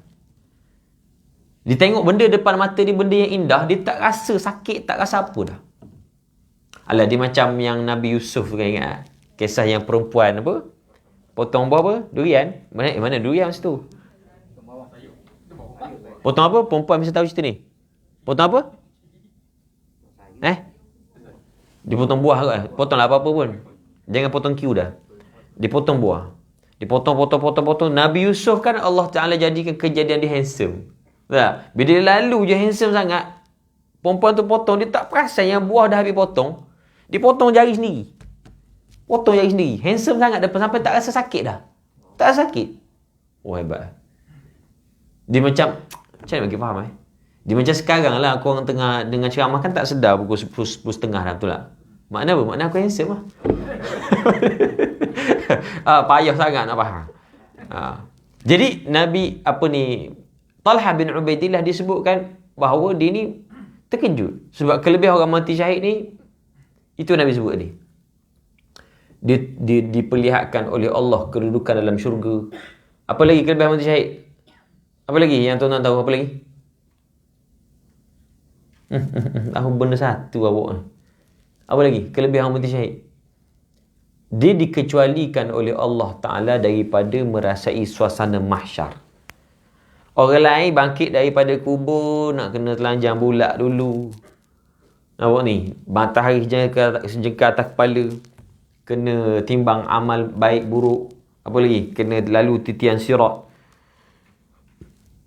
Orang mati syahid ni dibangkit daripada kubur, Allah Ta'ala terus hantar ke syurga. Di VIP. VIP ni tuan-tuan dia tak perlu beratur tau. Dia datang lambat ke apa ke, dia terus duduk tempat dia. VIP. Orang lain datang lambat, awak beratur macam nak ambil makanan buffet. Datang lambat beratur, VIP makanan dah hidang. Tu ibaratnya VIP pada hari kiamat, salah seorang daripada orang mati syahid. Dikecualikan oleh Allah. Dan orang mati syahid ni kata Nabi SAW, dia diberi oleh Allah Ta'ala syurga yang paling tinggi. Jannatul A'la. Syurga paling tinggi syurga apa? Syurga Firdaus. Jannatul Firdaus. Syurga Firdaus ni kan 4 golongan je yang boleh menghuni syurga Firdaus ni, ada 4 penghuni je. Siapa dia? Minan Nabiyyin. Nabi-Nabi dan Rasul-Rasul duduk dalam syurga ni. Dia macam orang pergi umrah, pergi haji, dia ada package tau. Ada duduk dekat hotel yang mahal sikit, Hilton ke. Kalau yang package murah-murah, kau duduk hotel Bangla belakang kau. Faham tak? Syurga pun lebih kurang macam tu. Syurga Firdaus ni syurga yang paling tinggi, mahligai betul ni. Siapa penghuni dia? Nabi-Nabi. Siddiqin, wasyuhada, wassalihin. Orang siddiqin yang selalu membenarkan ajaran Allah dan Rasul. Wasyuhada, orang mati syahid. Semua duduk dengan Nabi-Nabi dalam syurga Firdaus. Di kategori lain tau, syurga Firdaus ni. Wassalihin, orang-orang yang saleh duduk dekat syurga Firdaus bersama dengan level Nabi-Nabi Anbiya. Kita ni tak tahulah syurga level mana. Betul tak? Tak tahulah kita ni macam mana. Puasa pun ni lah kadang sungguh, kadang tak. Tarawih kadang buat, kadang tak buat. Macam mana nak pergi syurga Firdaus? Betul tak? Jadi orang mati syahid salah seorang daripada penghuni syurga Firdaus. Apa lagi kelebihan mati syahid? Orang mati syahid ni kata Nabi SAW, waktu dia meninggal, Allah Ta'ala jadikan dia boleh tarik 70 orang ahli keluarga dia masuk syurga sekali. Family dia tak syahid. Family dia ni tak syahid. Dia yang syahid. Dia boleh tarik 70 orang bagi syafaat. Jom masuk syurga dengan aku. Dia bagi kuota, ada kuota dia. Macam orang menteri-menteri kan pergi haji ada kuota menteri. Dia boleh bagi dekat orang yang nak bagi tu. Faham tak? Okey, orang mati syahid dia ada kuota dia. Okey, siapa ada 70 orang ni? Siapa nak 70 orang masuk syurga dengan aku, jom. Syurga Firdaus, jom. Siapa nak, apa nak? Tu. Sebab tu awak kena baik dengan orang yang mati syahid. Kena baik dengan orang sahabat-sahabat yang soleh. Sebab dalam ramai-ramai yang soleh tu mungkin ada seorang yang mati syahid. Kita tak soleh, tapi kita suka berkawan dengan orang soleh. Baguslah. Jangan kita benci ulama'. Ini ulama' orang kecam sekarang tau. Faham tak? Macam Ustaz Azhar Idrus. Isu baru ni pergi tahnik semua kan. Orang kata apalah bodoh si Zahar ni. Kau boleh cakap macam tu dekat ulama'. Faham? Even dia buat salah ke apa, tak boleh kita kutuk maki macam tu. Dia kena ada adab dia. Siapa pun.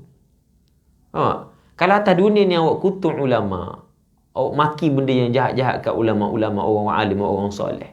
Lalu bagaimana Allah nak himpunkan kita dekat syurga bersama-sama dengan dia orang? Kan biasa orang mati kita cakap apa tau? Semoga dia ditempatkan di kalangan orang beriman. Macam mana nak duduk dengan orang beriman? Kau masih hidup pun dah memusuhi orang-orang beriman. Faham tak? Tak boleh. Dia ulama'-ulama' ni kita tak boleh bermusuh dengan dia. Tak boleh bermusuh dengan dia. Even kita ada perbezaan fahaman dari sudut mazhab ke, fahaman politik ke, awak tak boleh memusuhi para alim ulama'. Sebab Allah akan bangkitkan kita pada hari kiamat. Antum ma'aman ahbabtum, kata Nabi. Antum ma'aman ahbabtum. Kamu akan dibangkitkan oleh Allah bersama dengan orang yang kamu cintai atas dunia dulu. Kamu cintakan ulama' orang soleh, kamu akan bangkit dengan diorang. Kamu cintakan artis, kamu cintakan kumpulan rock, kamu bangkit dengan diorang. Kamu cintakan geng-geng mak rempit, kamu bangkit dengan diorang. Antum ma'aman ahbabtum, kata Rasulullah. Kamu bersama dengan orang yang siapa pun atas dunia ni, kamu bersama dengan orang esok. Faham tak? Kalau kita asyik nak hidup dengan orang yang maknanya, iyalah. Kan? Kita jadikan idola artis-artis yang mengarut-ngarut ni, susah juga. Kan? Itu kelebihan orang mati syahid. Tiba-tiba dengan kelebihan-kelebihan kita sebutkan ini, Talhah dia tengok malaikat panggil orang yang masuk syurga ni, kawan dia yang mati biasa tu masuk syurga lebih awal daripada orang mati syahid. Memang dia terkejut. Apa kelebihan orang ni sampai macam tu sekali kan? Dia bangun daripada tidur, dia tanya kepada Nabi SAW. Dia tanya Nabi, ya Rasulullah. Dia cerita daripada awal apa mimpi dia dengan Rasulullah. Dan Nabi memang orang yang diberi wahyu oleh Allah. Nabi dah tahu dah apa dia mimpi. Rasulullah SAW sebut apa dia? Allah Ta'ala, mimpi kamu itu mimpi yang benar daripada Allah. Allah yang bagi mimpi itu kat kamu. Kalau macam tu, ya Rasulullah, siapa orang yang aku tengok tu? Kenapa dia macam tu? Kenapa Allah bagi dia kelebihan itu? Kata Nabi SAW, wahai Talhah, kamu tahu ke tidak siapa yang kamu tengok? Nabi dedahkan segala-galanya. Nabi cakap apa tau? Kejap saya nak buat suspense sikit sebab cerita ni best. Dia tak boleh terbagi tu. Kita dah sejam kita dah habis sejam yang pertama. Kita ada lagi 1 jam lagi. Tak ada soalan ke apa ni? Tak ada soalan langsung. Tengah best nanti kita dah dalam seminit. Boleh? Dia ustaz ni, awak kena bagi peluang sikit untuk dia berehat. Sebab saya tak pernah ceramah 2 jam non-stop. Ni kali pertama dekat kementerian apa ni? Geram betul kementerian ni. Kerja raya. Memang kerja lah. Raya-raya pun kerja lah. Ni masuk kerja raya. Tak pernah lagi 2 jam non-stop. Biasa akan ada berhenti tanya soalan ke apa. Ni memang kau betul-betul tak nak tanya langsung. Lepas tu memang nak dengar sampai mati. Habis lah. Rest sikit. Air tak ada apa ni. Tak boleh ni.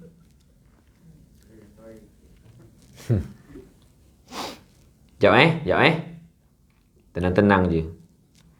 Tuan-tuan fikir nak tanya apa.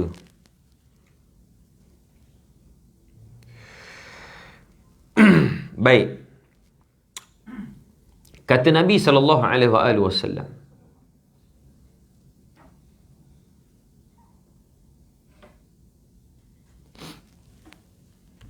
Nabi sebutkan apa dia? Orang yang kamu tengok tu dia antara orang yang diberi izin oleh Allah Ta'ala bertemu dengan bulan Ramadan. Hadha syahr. Bulan ni. Dia orang masuk dalam bulan Ramadan. Apa yang dibuat dalam bulan tu? Nabi bagi tahu apa dia tahu? Nabi kata orang ni tidak ada satu hari pun yang berlalu dalam bulan Ramadan. Tak ada satu hari pun yang berlalu dalam bulan Ramadan kecuali dia ibadah dia sungguh-sungguh dan apa yang paling dia minta sangat dengan Allah dengan penuh pengharapan dan kesungguhan, apa dia? Dia nakkan sebuah keampunan daripada Allah. Itu je. Dia tak ada pun buat, faham tak? Dia tak ada pun buat something yang besar-besar. No. Ini yang Nabi sebut dalam hadis tadi, man qama ramadhana imanan wa ihtisaba ghufira lahu ma taqaddama min dhanbi. Siapa-siapa yang menghidupkan Ramadan keseluruhannya dengan solat, dengan puasa, sungguh dia puasa, dengan solatnya, dengan tarawihnya, dengan witirnya, dengan penuh pengharapan. Satu pengharapan yang dia nak sangat daripada Allah Ta'ala, iaitulah apa dia? Dia nakkan keampunan aku, kata Allah. Dia nakkan keampunan aku. Dia willing benda tu. Dia tahu dia banyak dosa dengan Allah. Dia nak keampunan Allah. Ghufira lahu ma taqaddama min dhanbi. Sehingga kalau mencurah-curah air mata dia menangis kerana nakkan keampunan aku ampunkan dia, kata Allah Azza wa Jalla. Jadi orang yang kamu tengok dalam mimpi tu, wahai Talhah, apa yang dia buat sepanjang Ramadan? Dia diberi izin oleh Allah untuk bertemu dengan Ramadan. Tidak ada suatu hari pun yang berlalu dalam bulan itu kecuali dia selalu minta keampunan Allah Ta'ala dengan penuh kesungguhan dengan segala amal ibadat yang dia buat. Apa-apa pun yang dia buat dalam Ramadan, dia puasa siang harinya, ataupun dia tarawih ke, dia sedekah ke, dia duduk majlis ilmu ke, dia baca Quran ke, satu je yang dia nak daripada amal salihnya itu, yang selalu diminta dengan Allah dengan penuh kesungguhan dan memang berharap, apa dia? Allah ampunkan dia. Faham tak? Allah tengok kesungguhan tu, Allah ampunkan dia. Dan akhir sekali bila dia mati, Allah angkat darjat dia kerana kecintaan Allah padanya melebihi segala-galanya. Allah ni sangat cinta rupa-rupanya bagi orang yang bersungguh berharapkan keampunan dia dalam bulan Ramadan. Allah jatuh cinta kat orang ni, Allah angkat dia setinggi-tinggi darjat. Bahkan orang mati syahid pun masuk syurga lambat sikit daripada dia. La haula wala quwwata illa billah. Menunjukkan bahawa bulan Ramadan ni satu bulan yang penuh dengan kehebatan tau. Kita bila dengar tentang orang mati syahid tadi, kita rasa macam, bolehkah aku mati syahid ni? Kita rasa terliur nak mati. Bestnya orang mati syahid, dosa dia ampun, dapat tarik ahli keluarga masuk syurga, dapat tu dapat ni kan. Tapi kita nak mati syahid, kita rasa tak confident. Siapa je sanggup pergi Palestin? Betul tak? Ceramah sejam pun tak larat lagi Palestin macam mana? Betul tak? Kita rasa macam, oi jauh lah aku, lambat sikit lah masuk syurga kalau macam ni mati syahid. Tapi di saat kita mendengar hadis ini satu hadis yang memberikan khabar gembira bagi orang yang mendambakan syurga Allah Ta'ala. Apa dia? Kita diberi izin oleh Allah. Semua orang Tuhan beri izin oleh Allah untuk masuk Ramadan. Termasuk saya dengan tuan-tuan. Bezanya ialah amalan kita, bersungguh ke tidak. Bersungguh tu maksudnya minta keampunan Allah. Sebab tu hari ni 24 hari dalam bulan Ramadan. Masih ada lagi beberapa hari yang berbaki. Tolong, jangan ada suatu hari pun yang masih berbaki ni tanpa kita berharap penuh dengan Allah Ta'ala untuk mintakan keampunan dia. Setiap ibadat awak buat, solat tarawih, selang 2 rakaat tu, selang 2 rakaat tu, muhasabah. Ya Allah, ampunkan aku, Ya Allah. Ampunkan aku, Ya Allah. Minta dengan kerap.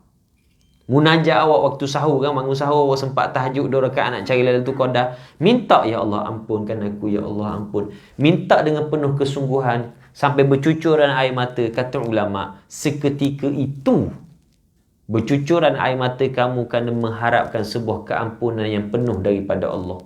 Allah ampunkan semua dosa kamu. Confirm. Minta ampunan dengan dia. Sebab kita kan banyak dosa. Betul tak? Setiap orang ada masa silam masing-masing. Kita ni tak semua orang baik. Tak ada orang pun dalam dunia ni dilahir-lahir tu jadi baik. Kita boleh jadi orang yang dekat dengan majlis ilmu, duduk dalam rumah Allah, dekat-dekat dengan agama, minat ustaz-ustaz, minat alim ulama, suka berkawan dengan orang baik-baik, suka benda-benda agama. Kita benda-benda tu baru dalam 2-3 tahun ni baru 5-6 tahun kot. Ada orang 10 tahun. Kalau awak fikir 20 tahun lepas, takkan kita macam ni. Mesti semua orang ada masa lampau, betul? Mesti orang ada masa silam, zaman dia tak ambil cakap langsung tentang agama. Mesti ada punya. Siapa sini daripada dulu sampai sekarang, daripada kecil sampai sekarang, dia memang dah baik dah. Cuba angkat tangan. Aku nak selfie ni, ada tak? Tak ada. So kita berdamai dengan masa yang lalu tu. Ada orang free hair. Ada orang macam saya ada ceramah satu tempat dekat Subang. Ada seorang akak ni. Akak ni umur dalam 40 lebih, janda. Lawa gila. Dia jumpa saya tau. Saya ceramah masa tu tajuk apa dah, lupa. Pasal taubat kot. Saya boleh lupa lah. Dia datang nangis-nangis. Dia cakap, Ustaz. Dia nangis lah. Saya cakap, kenapa akak nangis? Ustaz, akak ni banyak dosa. Allah ampun ke dosa akak. Dia ceritalah apa yang dia buat dulu. Banyak benda saya tak mampu nak sebut. Antara salah satu benda yang dia sebut, dia cakap apa? Antara benda dia selalu buat, dia selalu minum arak. Dia selalu minum. Dia ni kaya tau, dia kaya. Laki dia ni kaya lah. Dia sekarang dah bercerai. Nanti dia janda. Nanti aku bagi nombor phone siapa nak. Dia cakap dia pernah minum arak tu. Satu gelas kecil tu RM3,000. Satu gelas kecil RM3,000. Arak ni memang dia ada kualiti dia, ada brand dia. Kalau yang kecil besar tu RM3,000 segelas. Selalu minum. Macam kita kan minum teh ais 50 tak ada gula semua kan. Dia minum arak RM3,000 RM3,000 bukan RM3,5. Dia cakap Allah ampun ke dosa akak. Banyak benda lah dia buat. Saya cakap, akak, kalau kita datang pada Allah, kita bawa dosa kita penuh. Antara langit dan bumi tu tak tersisa satu pun. Semua dosa kita. Langit bumi ni kan luas tau. Langit berapa 7 tala langit, 7 tala bumi sampai bawah dekat tenggelam Nanggala tu kan. Kan jauh tu ke dasar laut. Awak bawa dosa awak penuh antara langit bumi. Menghadap Allah minta keampunan. Saya nak sebut, Allah sikit pun tak heran dengan dosa-dosa yang kita buat tu. Sebab apa? Keampunan Allah lebih luas daripada segala-galanya. Allah ampun, minta je keampunan Allah. Lagi rajul yang mata dia nangis. Ya Allah, terima kasih Ustaz, dia taubat. La haula wala quwwata illa billah. Dan memang nampak tanda-tanda orang yang diterima taubat oleh Allah Ta'ala pada diri dia. Sebab apa? Dia lepas daripada itu kan dia selalu datang masjid. Dia antara orang yang terawal datang masjid. Saya perasan je, setiap kali subuh, sebelum orang azan, memang dia dah ada dah dekat masjid. Selalu datang solat. Jadi orang solehah sekarang. Oh, kalau macam ni aku tak jadi bagi nombor lah. No. Kan? Selalu datang masjid. Dia balik lewat pada orang. Dia duha dulu. Menunjukkan bahawa setiap orang pun ada masa yang lampau. Dan Allah tak nak tahu masa lampau kita. Kamu samsing ke, kamu siapa ke dulu, kamu siapa pun kamu, Allah tak nak ambil tahu itu. Apa yang Allah nak bagi tahu, kalau kamu minta ampun dekat aku, especially Ramadan, aku nak ampunkan kamu. Itu saja. Yang lain-lain tak cerita panjang. Itu hal lampau kau. Sebab itu, ini, tuan-tuan, kita berada di fasa yang paling penting sekarang dalam Ramadan. Fasa yang paling penting ialah sekarang, iaitu 10 hari yang terakhir. Sebab 10 hari lepas 10 hari terakhir ni nak masuk Syawal dah. Nak masuk Syawal. Jadi kita cerita pasal Syawal pula sebab kita ada masa banyak lagi tau. Syawal tak masuk lagi. Kan tajuk dia kan Syawal apa? Syawal tak boleh balik apa? Syawal menjelang. Okey, kita masuk pada fasa yang terakhir dari sudut Ramadan. Ramadan ni kita dah masuk 10 hari yang terakhir. Dalam 10 hari terakhir ini adalah satu fasa yang paling penting yang awak betul-betul kena ignorekan semua benda lain. Just focus untuk 10 akhir Ramadan. Nabi sebutlah hadis Nabi kata taharraw lailatul qadri min ashril awakhir min Ramadan. Ini hadis dia. Awak kena bersungguh-sungguh dalam mencari. Membuka kunci iPhone anda dahulu. Apa benda kau ni tiba bunyi pula? Bila aku panggil kau Siri? Sekejap. Leceh dah benda ni. Selalu macam tu. Pernah sekali tau. Saya nak cerita sikit Boleh? Dia nak sebut dia ni bongok tak bongok dia ni. Dia kan tak boleh. Saya kadang tak tahu. Dia macam detect. Faham tak? Sebut dia nak panggil dia. Lepas tu dia cakap Indon yang mengarut dia tu. Saya tengah live kat TV. Maksud TV Hijrah ke TV apa? RTM kot. Tengah live orang tanya soal jawab kan. Tengah tanya ada panggilan penonton tanya. Tengah-tengah jawab. Phone memang dah silent. Si bongok ni kalau kita silent pun dia bunyi juga. Faham tak? Tengah-tengah live kan. Ya, anda panggil saya. Aku cakap bodoh hari ni. Producer semua dah gelak belakang. Ni semua dah gelak ni. Cameraman semua gejadah dia orang. Aku cakap macam mana? Okay, saya nak jawab lepas ni. Kita bagi untuk commercial break. And then kita sambung lepas ni. Jangan ke mana-mana, stay tune. Lepas tu aku gelak-gelak tak nak terus. Tak nak sambung benda ni. Ni semua kejadah ni. Dia buat lagi dekat kementerian ni. Kat mana tadi? Apa dia? Nabi sebut awak kena cari Lailatul Qadri min ashri awakhir min Ramadan. Carilah Lailatul Qadar itu pada ketika 10 hari yang terakhir Ramadan. Baik. Dalam 10 hari ni ada satu malam yang Allah Ta'ala jadikan dia nama dia Lailatul Qadri ataupun Lailatul Qadar. Lailatul Qadar ni makna malam Al-Qadar. Lailah ni bahasa Arab. Orang Melayu panggil malam. Lailah. Jadi kalau malam Lailatul Qadar jadi salah lah sebut macam tu. Jadi macam repetition. Malam-malam Malam-malam. Tu malam-malam. Dia orang Melayu ni suka buat repeat tau. Repetition tu mesti ada. Macam hasad dengki. Hasad tu bahasa Arab. Hasad tu means dengki. So kalau sebut hasad dengki, dengki-dengki. Faham tak? Macam try dengan test. Try, cuba, test, cuba. Cuba try test. Sama je. Faham tak? Dia Melayu kan banyak buang masa. So jadi Lailatul Qadar, Nabi kata awak kena cari Lailatul Qadar ni pada 10 hari yang terakhir. Dalam 10 hari yang terakhir ni, dia ada satu malam nama dia Al-Qadar. Al-Qadar ni satu malam yang penuh dengan barakahnya. Kerana apa saya sebut itu? Kerana diturunkan Al-Quran. Baik. 10 malam yang terakhir ni Lailatul Qadar, Nabi sebut lagi dalam hadis yang lain, riwayat yang lain, carilah Lailatul Qadar ini pada setiap malam yang ganjil. Malam yang ganjil ni maknanya inilah 21, 23, 25, 27, 29. Itu malam-malam yang ganjil. Baik. Bila sebut Lailatul Qadar, kenapa orang sangat-sangat mencintai dan memburu Lailatul Qadar? Apa yang ada pada malam itu? Faham tak?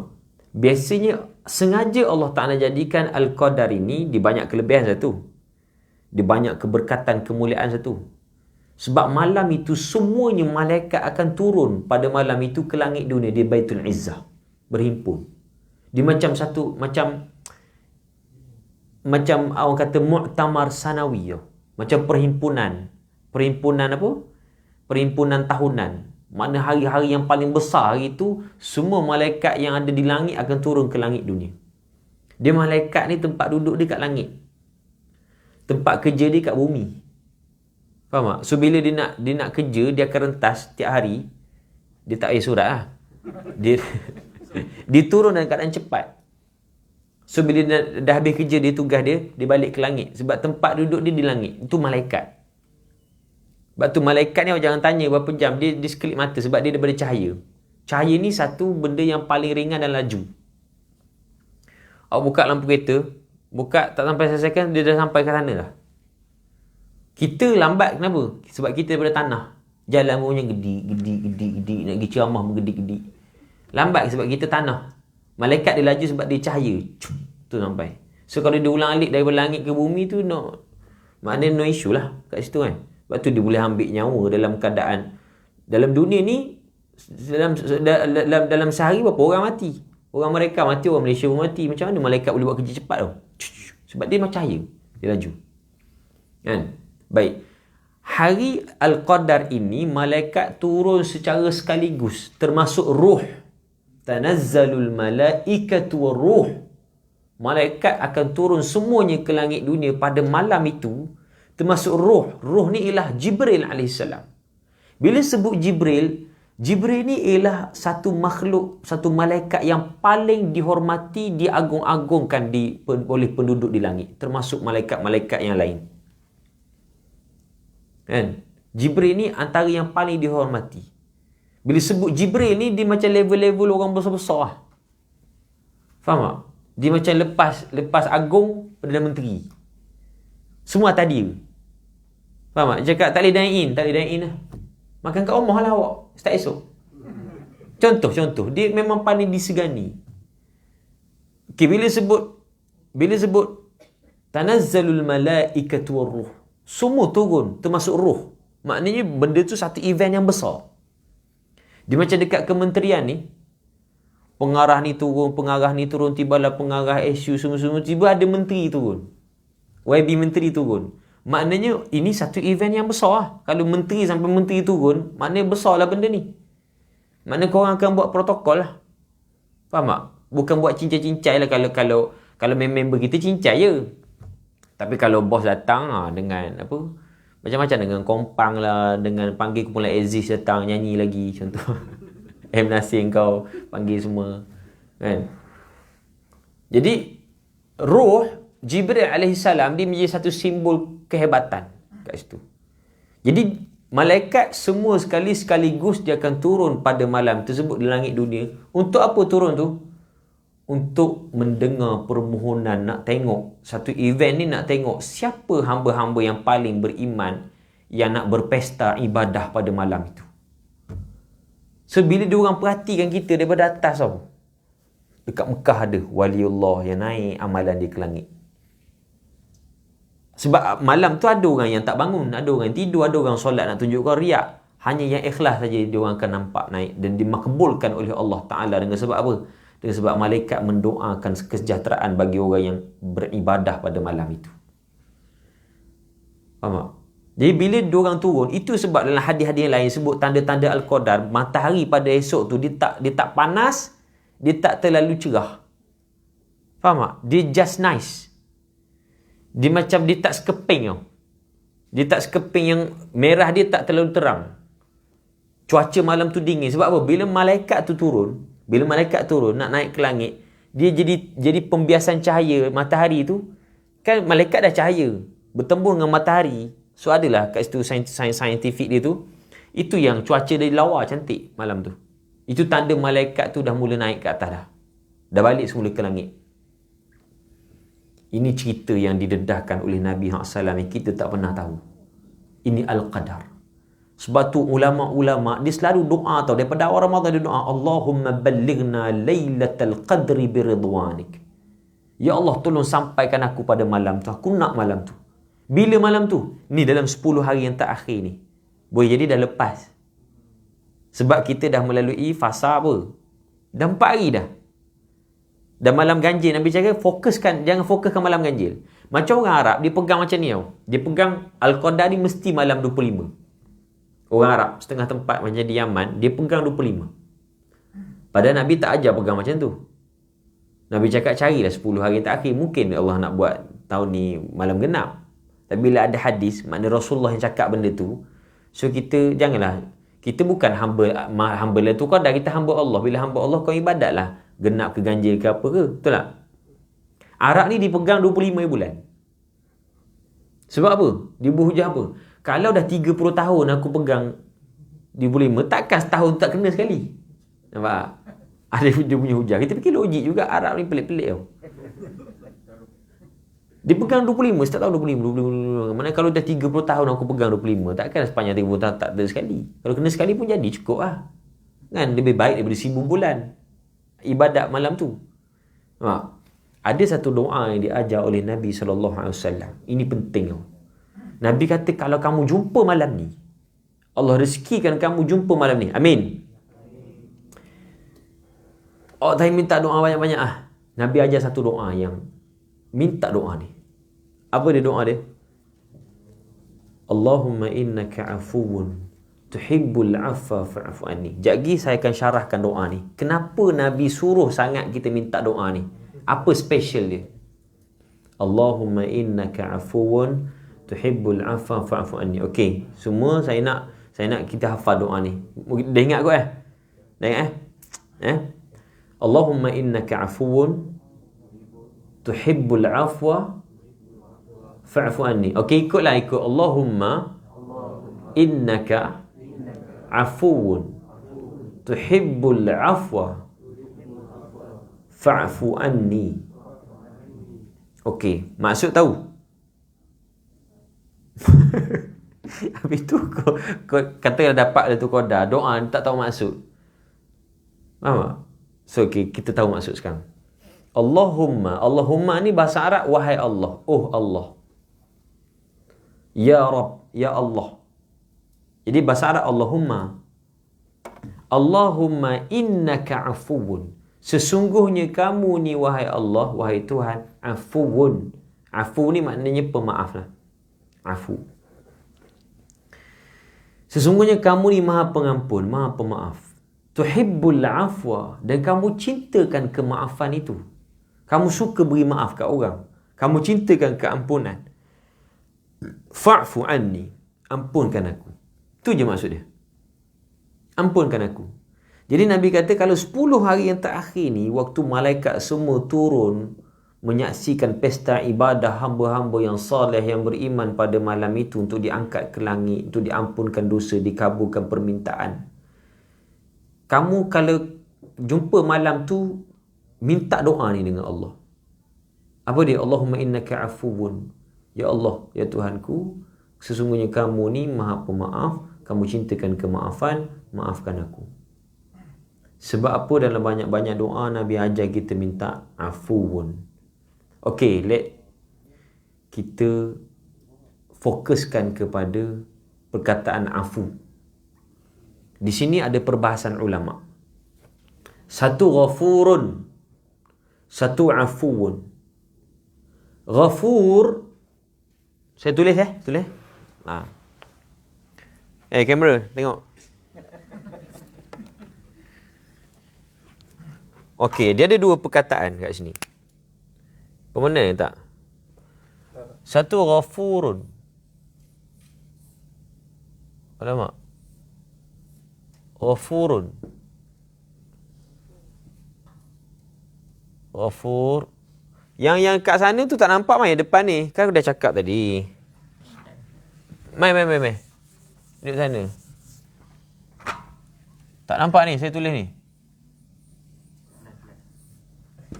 Sikit ni. Tengok live. Rela tengok live, benda dekat je kot. Ghafurun dengan afuun. Afuun. Ghafurun. Afuun. Okey, dia ada dua perkataan kat sini. Ghafurun dengan makna keampunan. Ghafurun dengan makna keampunan. Keampunan. Afuun dengan makna kemaafan. Dua benda. Ghafurun, kita dah selalu minta dengan Allah Ta'ala Ghafurun. Betul Kita minta Ghafurun dengan Allah. Ghafurun ni makna keampunan. Macam kan kita kata Astaghfirullahalazim kan? Kita kata Astaghfirullahalazim. Astaghfirullah tu makna aku memohon keampunanmu ya Allah. Itu maksud dia. Ghafurun.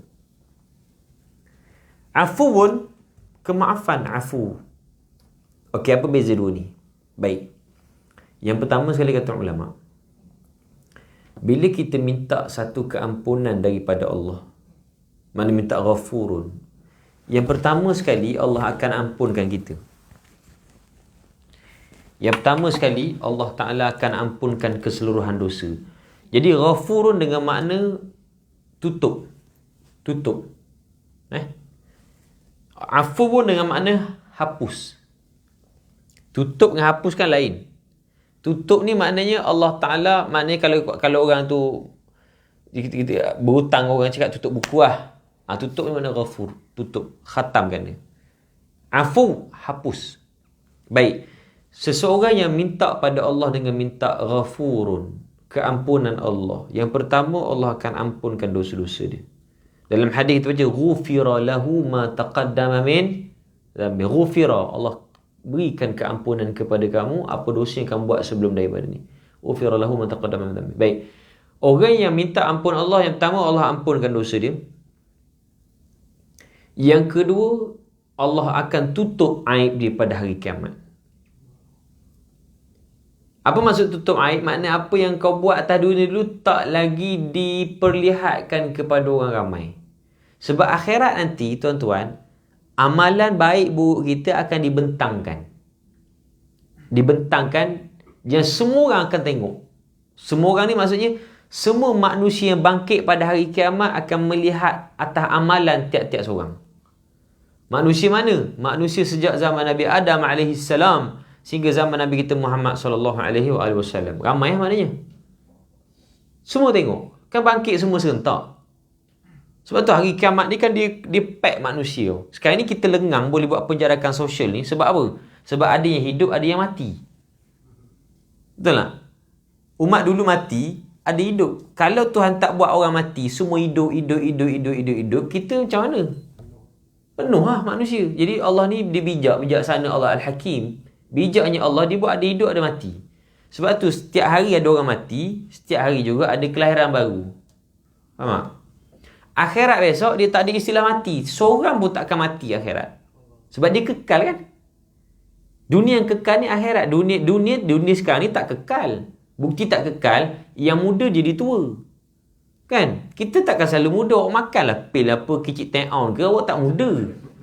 Tapi tu tak bukan untuk tu ciri Awak makanlah suplemen jadah apa pun, awak takkan muda. Muka nampaklah muda. Betul? Tapi umur tak muda. Dia tetap akan naik juga. Macam dulu kan zaman-zaman ayah-ayah pakai seluar besar tu. Sekarang tak ada dah. Yang kekal akhirat dia takkan mati, seorang pun takkan mati, tak risau.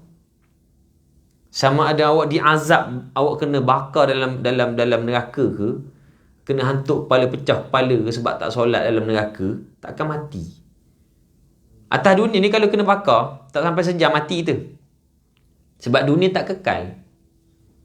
Faham tak? Akhirat ni bakar macam mana pun tak mati, sebab tidak ada seorang pun diizinkan oleh Allah untuk mati pada hari kiamat.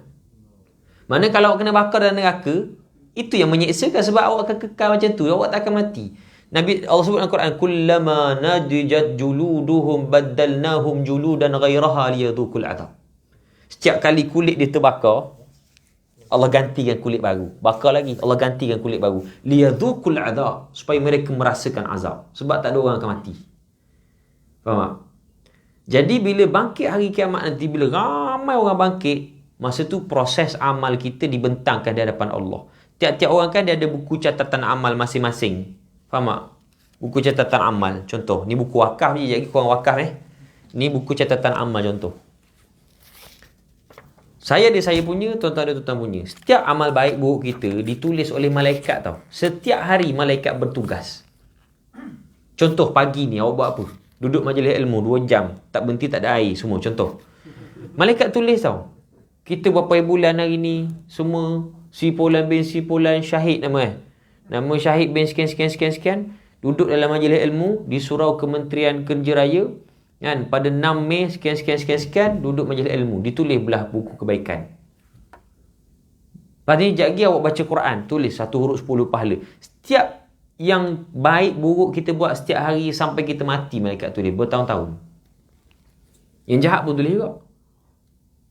Kan? Contoh balik-balik sekejap lagi ngumpat ustaz. Cakap, natang ustaz ni lama tu cakap.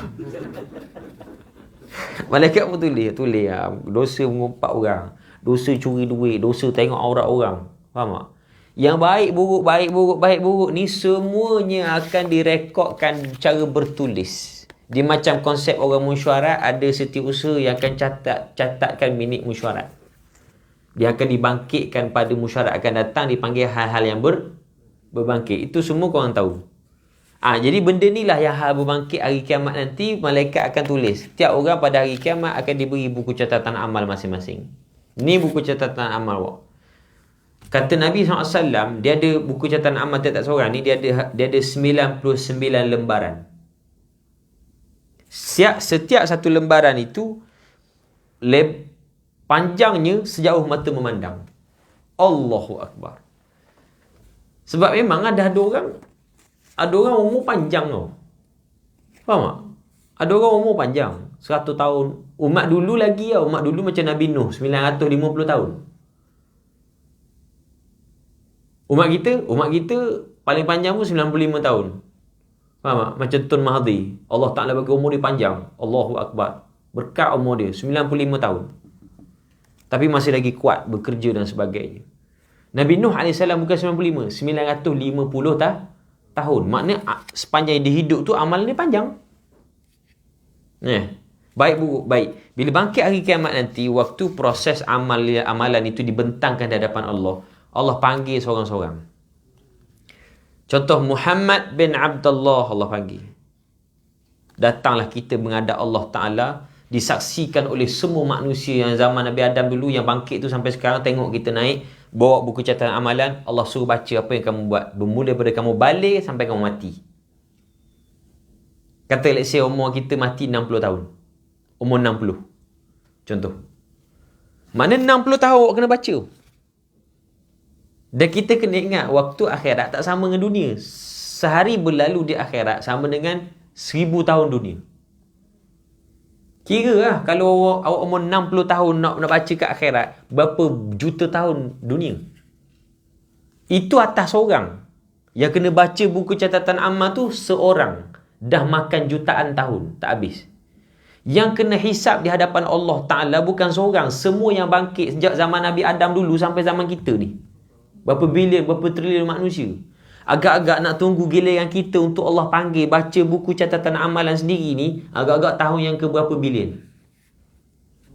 Batu untung mati syahid, dia tak perlu melalui pun suasana ni. Dia bangkit daripada barzakh, dia terus Allah hantar ke syurga. Buntung orang yang duduk dalam Ramadan, dia mohon keampunan Allah bersungguh-sungguh, bangkit daripada barzakh, terus pergi ke syurga. Tak perlu melalui proses yang panjang ni. Kan? Bulan ni Allah beri, bulan Ramadan. Jadi baca tu pula, baca yang baik buruk semua baca. Masa baca baik seronoklah orang dengar. Betul tak? Baca baik, duduk sedekah lah, baca Quran lah. Yang kita tak syok bila kita baca yang buruk. Baca lah. Dulu pernah hintai anak orang mandi. Contoh, pernah ambil duit orang, pernah terima rasuah, pernah dedah aurat, pernah berzina, minum belakang orang. Jadi hari tu terbongkar segala rahsia. Aib kita tu. Aib. Jadi the function bila kita mintakan ghafur, astaghfirullahalazim, ampunkan aku ya Allah, ampunkan aku ya Allah. Setiap kali awak minta ampun, yang jahat tu malaikat padam. Sekarang malaikat padam. Sebelum awak mati lah. Faham tak? Contoh kita buat jahat, kita aniaya orang, kita pernah berzina contoh Malaikat dah tulis ni, zina. Okey, awak minta ampun sungguh-sungguh bulan Ramadan ni, awak minta ampun ya Allah, ampunkan aku. Allah ampunkan kamu, malaikat pun padam balik zina. Jadi sebelum mati awak kena banyak taubat tau. Bila banyak taubat, malaikat padam. Bila padam, bangkit akhirat besok, awak tak payah baca yang jahat ni. Semua tinggal baik je. Itu maksud ghafur, tutup. Bila ditutup segala perkara yang awak buat yang jahat, itu makna menutupi aib kamu. Itu makna ghafur. Jadi kita minta ampun Allah, ampun dosa kita, malaikat padam balik buku catatan amal ni.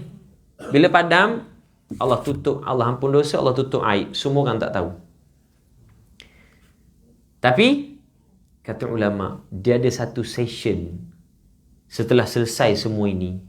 Ada satu sesi yang mana awak terpaksa berhadapan dengan Allah. Bagi orang yang diampunkan dosa, awak kena berhadapan dengan Allah. Jumpa dengan Allah. Waktu itu Allah akan tanya lagi sekali. Ya abdi. Sebut ada ayat ni. Ata'rifu dhanban kada wa kada? Wahai hambaku, kamu ingat ke tidak dulu kamu pernah buat apa dekat aku? Allah ingatkan balik kita dosa-dosa lepas. Allah tak bagi tahu orang. Aib kita Tuhan tutup. Tapi depan Allah, Tuhan ingatkan balik. Ata'rifu dhanban kada wa kada? Kamu ingat ke tidak lagi dosa kamu buat dulu, kamu pernah zina? Ingat tak? Sekarang ni aku ampunkan kamu. Waktu itu kata ulama, meskipun dosa kita dah diampunkan oleh Allah, tapi bila kita sebut saja, bila Allah sebut saja balik dosa kita lampau, kita rasa malu. Masa tu nak angkat muka pun dah malu lah. Baiknya Allah, kau ampunkan aku, tapi aku buat jahat kat kamu ya Allah. Mana Allah sebut balik, Allah recall balik benda kat kita. Faham tak? Malu kita depan Tuhan. Baik. Afuun. Afu dengan makna hapus bersih. Arab kalau nak cakap Arab, dia akan kata afatir riyah al-athar. Angin yang datang tu menghapuskan habis daun-daun kering, menghapuskan jejak-jejak kaki orang. Dia macam contoh awak pergi kat pantai, kita tulis dekat pasir tu, kita tu nama kita lah, nama wife, nama anak kan. Tiba-tiba datang ombak, disapu bersih tau. Dihilang tulisan tu macam awak tak pernah tulis pun benda tu. So afu dengan makna hapus bersih macam awak tak pernah buat pun dosa tu. Sebab tu Nabi ajar kalau awak bertemu dengan malam Al-Qadar pada 10 hari yang terakhir ni, minta doa ni. Allahumma innak, Nabi dah beri satu rahsia, keyword dia. Allahumma innaka afuun tuhibbul afa fa'fu anni. Ulang 10 hari terakhir. Sebab apa? Bila kamu minta afuun daripada Allah, siapa pun yang mendapat afuun daripada Allah Azza wa Jal, itu bermakna yang pertama Allah hapus bersih dosa-dosa kamu, Allah tutup aib kamu. Dia kata ulama, waktu sesi kamu berhadapan dengan Allah Ta'ala, Allah tak akan sebut, tak akan tanya lagi soalan tu. Tak akan recall balik macam tadi. Seakan-akan kamu tak pernah buat pun dosa tu. Allah lupakan terus. Macam kamu tak pernah buat dosa tu lah. Macam yang tadi tu yang tanya lagi tak? Kamu ingat tak dulu kamu buat apa kat aku? Masa tu malu kita. Memanglah, contohlah kita dah baik sekarang, tapi kawan-kawan lama dulu, dia datang jumpa kita, dia ingatkan balik dosa-dosa lampau. Malu kita. Kita dah bagus dah jadi imam, solat semua, tiba datang, kau tak ingat dulu kita tu apa macam-macam lah kan. Kau tak ingat dulu kita ambil pay kuda sama-sama kan dulu. Kau tak ingat dulu kau buat ketum kat aku. Kita dia malu tau, meskipun kita memang buat dulu pun. Sekarang ni kita dah berubah, tapi bila orang sebut balik dosa-dosa lama, rasa malu. Jadi Allah Ta'ala bila Allah sebut balik kat kita malu. Afuwan, Allah hapus bersih semua sekali, macam awak tak pernah buat langsung benda tu. Buku catatan amal ni rekod bersih cantik. Tak ada select sikit pun. Orang ni tutup buku, Allah hantar ke syurga. Udkhuluha bisalam. Masuk kamu ke dalam syurga aku. Masuk. Tuhan welcome kan. Itu 10 terakhir Ramadan ni kita kena bersungguh minta afuun. Allahumma innaka afuun tuhibbul afwa fa'fu anni. Kalau boleh menangis. Nangis lah. Bila kita menangis tu confirm dah Allah ampun dosa dah. Kan? Sebab apa saya tengok sekarang ni orang Melayu kita dia seakan-akan merugikan ataupun mensia-siakan peluang keemasan pada 10 hari terakhir. Tengok hari ni kat surau masjid tak ada orang dah. Faham tak? Dah makin kurang. Orang makin ramai dekat bazar. Bazar Aidilfitri bersepah orang tak pergi terawih. Mensia-siakan peluang terakhir ni. Sebab apa? Nak sambut raya. Sedangkan bila raya tu nak menjelang, baru nak masuk tajuk. Bila raya tu nak menjelang, apa sepatutnya kita kena buat? Okey, raya apa raya? Syawal kan? Sebenarnya perkataan betul dia Syawal. Baik. Orang tak faham apa maksud Syawal. Sebab tu dia jadi bangang selamanya. Syawal asal perkataan syala bahasa Arab. Okey, Syawal apa makna dia Syawal? Syala dengan makna bertambah, meningkat. Syala dengan makna meningkat. Dalam bahasa Arab, dia ada satu kaedah dipanggil wazan. Fa'al, Syawal, Ghafar. Baik, syala perkataan asal dia maksudnya meningkat, bertambah. Kalau Syawal, maknanya peningkatan itu naik secara drastik. Zup. Dia kalau graf dia tak naik setakuk, dia naik terus mencanak. Dia macam geng-geng tim bisnes dia jom meroket. Faham tak? Dia naik mencanak sebulan ni. Contohnya. Itu maksud Syawal. Bila sebut Syawal, hari kemenangan umat Islam dalam perang Ahzab umpamanya kan. Dalam satu peristiwa itu panjang saya cerita kan. Kalau tambah 3 jam nescaya syahid aku kat sini. Jadi Syawal dengan makna peningkatan di sudut amalan. Sebab tu sahabat-sahabat Nabi ridwanullah alaihim bila nak masuk je Syawal, ibadat dia orang lebih hebat daripada Ramadan. Ramadan tu dah memang power dah. Dengan 10 malam akhir iktikaf kat masjid tak balik-balik kan. Munajat pada Allah, minta keampunan. Masuk satu Syawal. Sebab Syawal ni antara disebut sebagai bulan-bulan bulan haji. Tahu tak bulan haji bulan? Syawal, Zulqa'dah, Zulhijjah 3 bulan 3 ni bagi bulan-bulan haji ni. So masuk bulan Syawal, orang dah boleh start niat nak buat haji. Dia berakhir pada apa? 10 Zulhijjah, 9 tu wukuf. Kena banyak lagi belajar kot ni Duduk dengar majlis ilmu. Lain kali ada majlis ilmu datang. Jangan buat susah sangat ya Allah. Baguslah, alhamdulillah. Jadi masuk saja bulan Syawal, dia orang ibadat lagi lah tinggi. Kalau dulu bulan Ramadan dia baca Quran 1 muka sehari, masuk Syawal dia dah jadi up 2 muka, 3 muka, 4 muka. Sebab itu makna Syawal. Makna makin meningkat dia punya graf amalan dia. Faham tak? So sebab itu kadang-kadang saya tengok trend orang kita sekarang ni, bila masuk Syawal dah down habis. Maknanya bagi macam dia dah keluar daripada satu kandang yang mengongkong kehidupan dia. Nak buat tu tak boleh sebab Ramadan, nak buat ni tak boleh sebab Ramadan. Masuk Syawal dia dah jadi macam culture shock balik. Salam dengan perempuan, peluk air raya, duduk selfie, pakai seksi. Geram betul aku.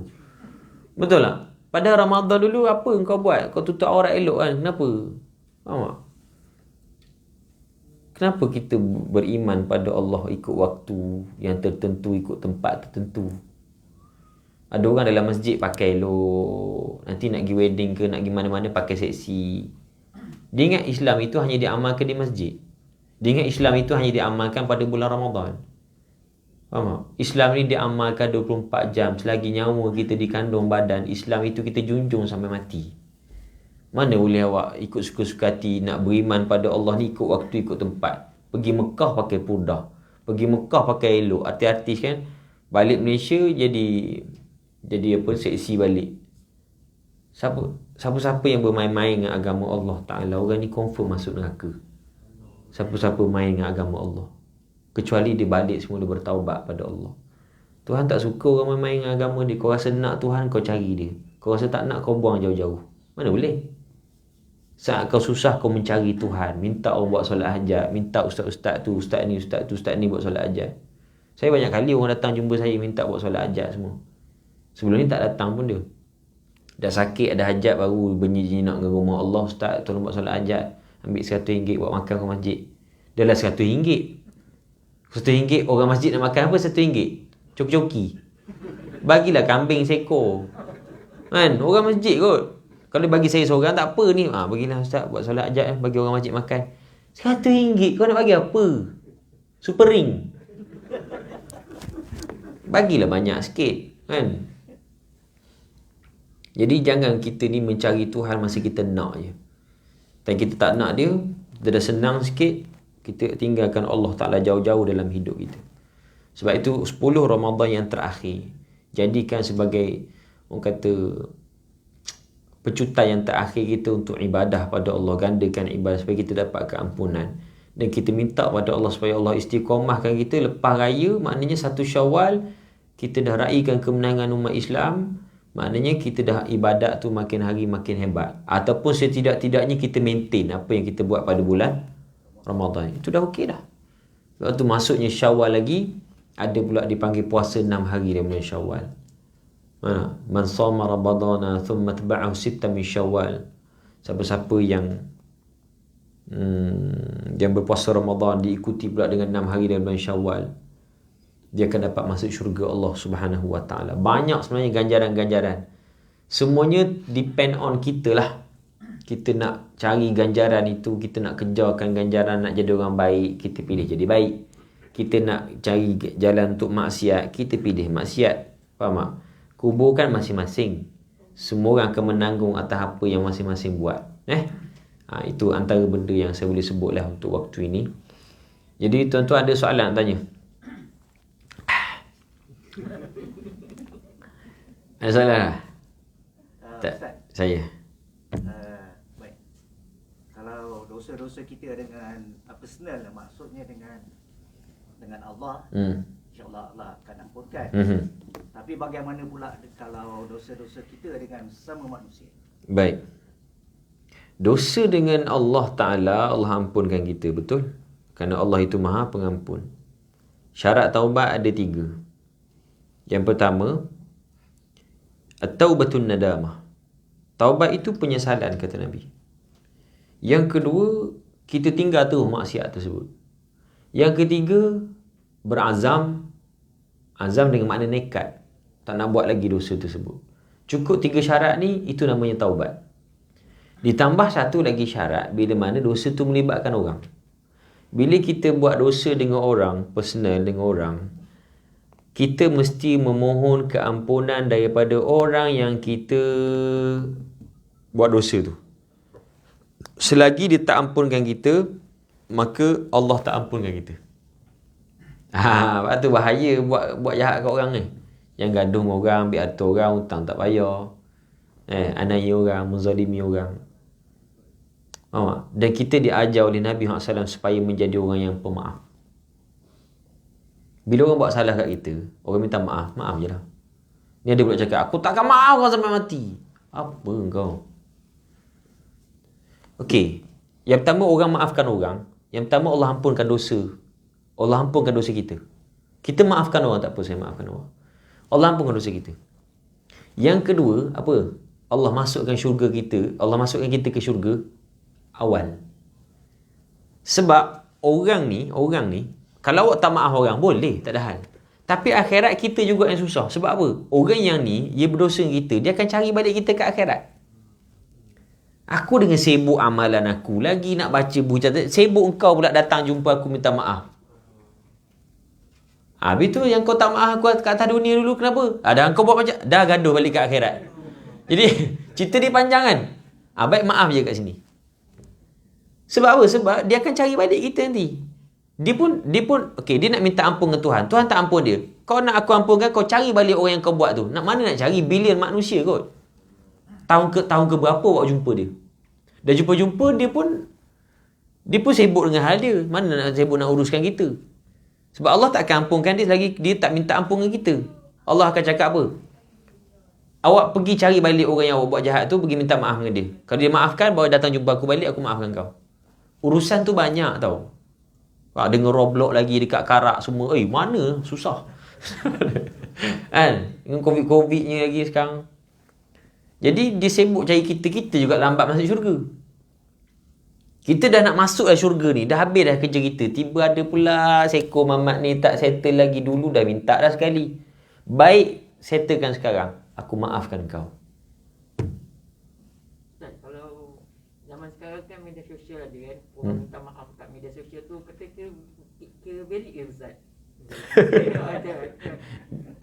Maksudnya kau ingat bocor ke apa, valid tak valid? Macam boleh tak boleh? Baik, dia maaf ni, sebenarnya maaf ni kita boleh buat pelbagai cara maaf ni.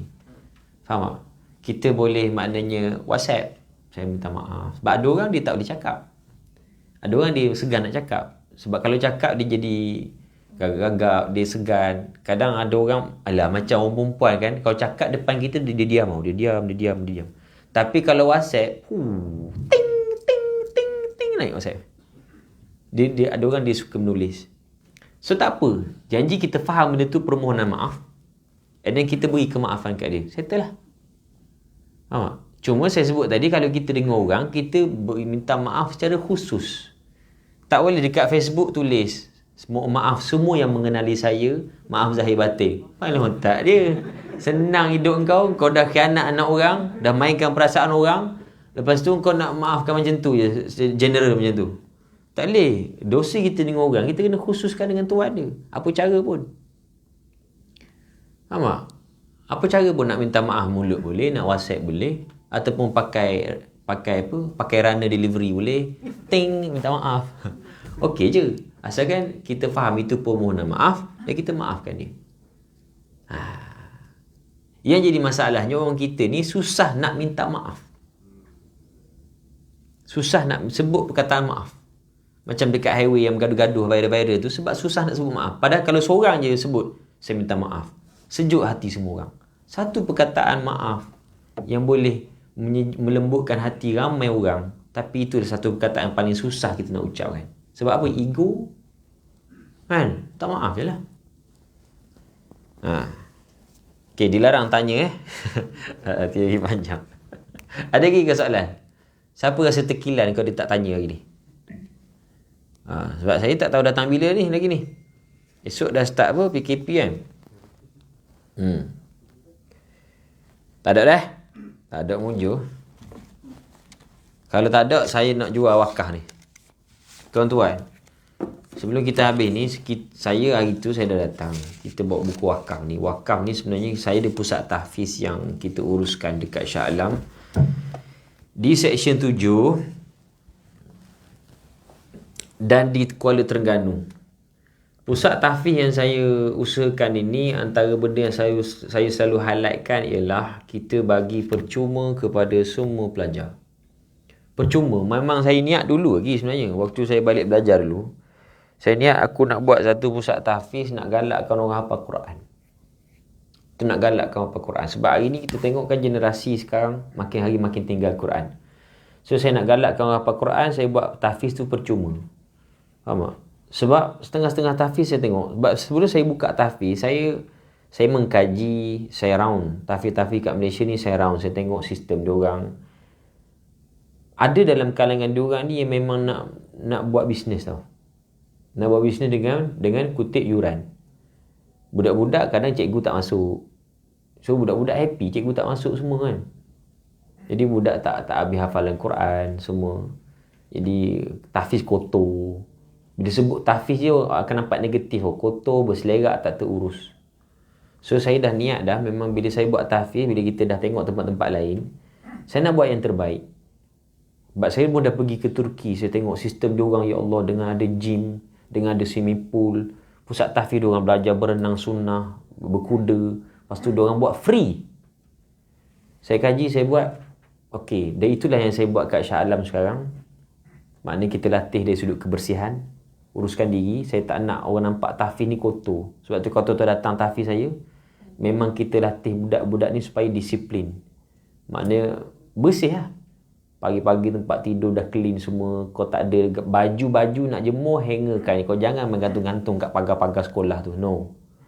Itu macam menampakkan tak ada image orang belajar agama, tak menjaga kebersihan. Tandas cuci ni, asal tandas sekolah je mesti nak bau apa? Bau hancing, menyampah betul. Saya cakap saya tak nak benda tu. Ini kita buat secara percuma. Percuma. Maknanya belajar free semua, makan, minum, pakaian, kitab-kitab semua free. So, saya buka ruang kepada tuan-tuan dan puan-puan semua supaya kita sama-sama masuk saham ni. Kita menyumbang. Sebab tahfiz saya ni dibina dengan duit orang ramai. Sumbang orang ramai. Sebab itu saya nampak keberkatan tu ada kat situ. Tambah pula sekarang ni di Kuala Terengganu ada tanah yang diwakafkan seluas 2 ekar. Untuk kita bina sebuah kompleks tahfiz percuma saya nak buat. Sekarang ni kita baru habis tambung tanah. Lepas raya ni insya-Allah kita masuk kepada fasa nak piling. Ini saya sebut tadi, kita nak wakaf ni, ini yang paling penting. Wakaf pendidikan. Sebab pendidikannya ilmunya berterusan macam kapek ni. Nanti kan saya sebut tadi 20 tahun, 30 tahun nanti orang nak remove. Dia akan terhenti setakat tu je manfaat dia. Tapi kalau wakaf pendidikan dan pembangunan, benda tu insya-Allah kekal. Jadi saya buka satu bahagian RM50 kat sini. Faham tak? Awak boleh niat wakaf ni untuk wakaf pembangunan dan pendidikan untuk tahfiz. Ada yang tak bawa duit, kita sertakan nombor akaun kat sini, nanti bank in je. Boleh niat sekali untuk arwah yang dah meninggal dunia. Buat kebajikan atas nama dia orang. InsyaAllah mudah-mudahan Allah ampunkan dosa kita. Allah beri pahala yang tak putus-putus sampai hari kiamat. Itu benda ni. Sebab yang kita nak buat ni, tempat kita nak buat ni, bukan Tesco tuan-tuan. Kita nak buat tahfiz. Kena fahamlah kat situ. Bukan tempat orang beli belah. Jadi kalau tak sebut tahfiz, orang hafal Quran, setiap huruf yang dibaca, takkan awak dapat nikmat pahala tu. Setiap huruf yang dibaca, orang jadi hafiz Quran, dapat ilmu dengan sumbangan kita. Ya Allah. Tak boleh nak bayangkan betapa banyak nikmat yang Allah Ta'ala bagi pahala tu. Mati pun benda tu berjalan. La hawla wa la quwwata illa billah. Itu yang pertama. Nak rumah biasa pun boleh. Nanti tabung sedih kat luar. Saya lupa buat tabung. Yang kedua ialah, kalau tuan-tuan ada zakat harta yang nak diberi, ada lagi yang tak beri zakat harta ke apa, boleh salurkan tempat kita ni. Sebab kita ramai asnaf yang kita boleh salurkan. Fisabilillah pun boleh. Budak miskin pun boleh kat situ. Ni sangat diperlukan lah. So kalau ada yang berhajat tu boleh jumpa saya, ambil nombor akaun dan sebagainya. InsyaAllah boleh kita ni lah, boleh nyumbang. Jadi saya cukup setakat itu dulu. 11.28. Tengok. Ngam-ngam aku bajet masa tau. Bismillahirrahmanirrahim. Alhamdulillah Rabbil Alamin. Wassalatu wassalamu ala Rasulillah wa ala alihi wa sahbihi ajma'in. Allahumma zidna ilma warzuqna fahma. Rabbana atina fid dunya hasanah wa fil akhirati hasanah wa qina adzaban nar. Wa sallallahu wasallam ala Muhammadin wa ala alihi wa sahbihi wasallam. Alhamdulillahi Rabbil Alamin. Taqabbalallahu minkum. Jadi sebelum saya ni, saya ucapkan selamat raya semua. Selamat raya. Maaf zahir dan batin.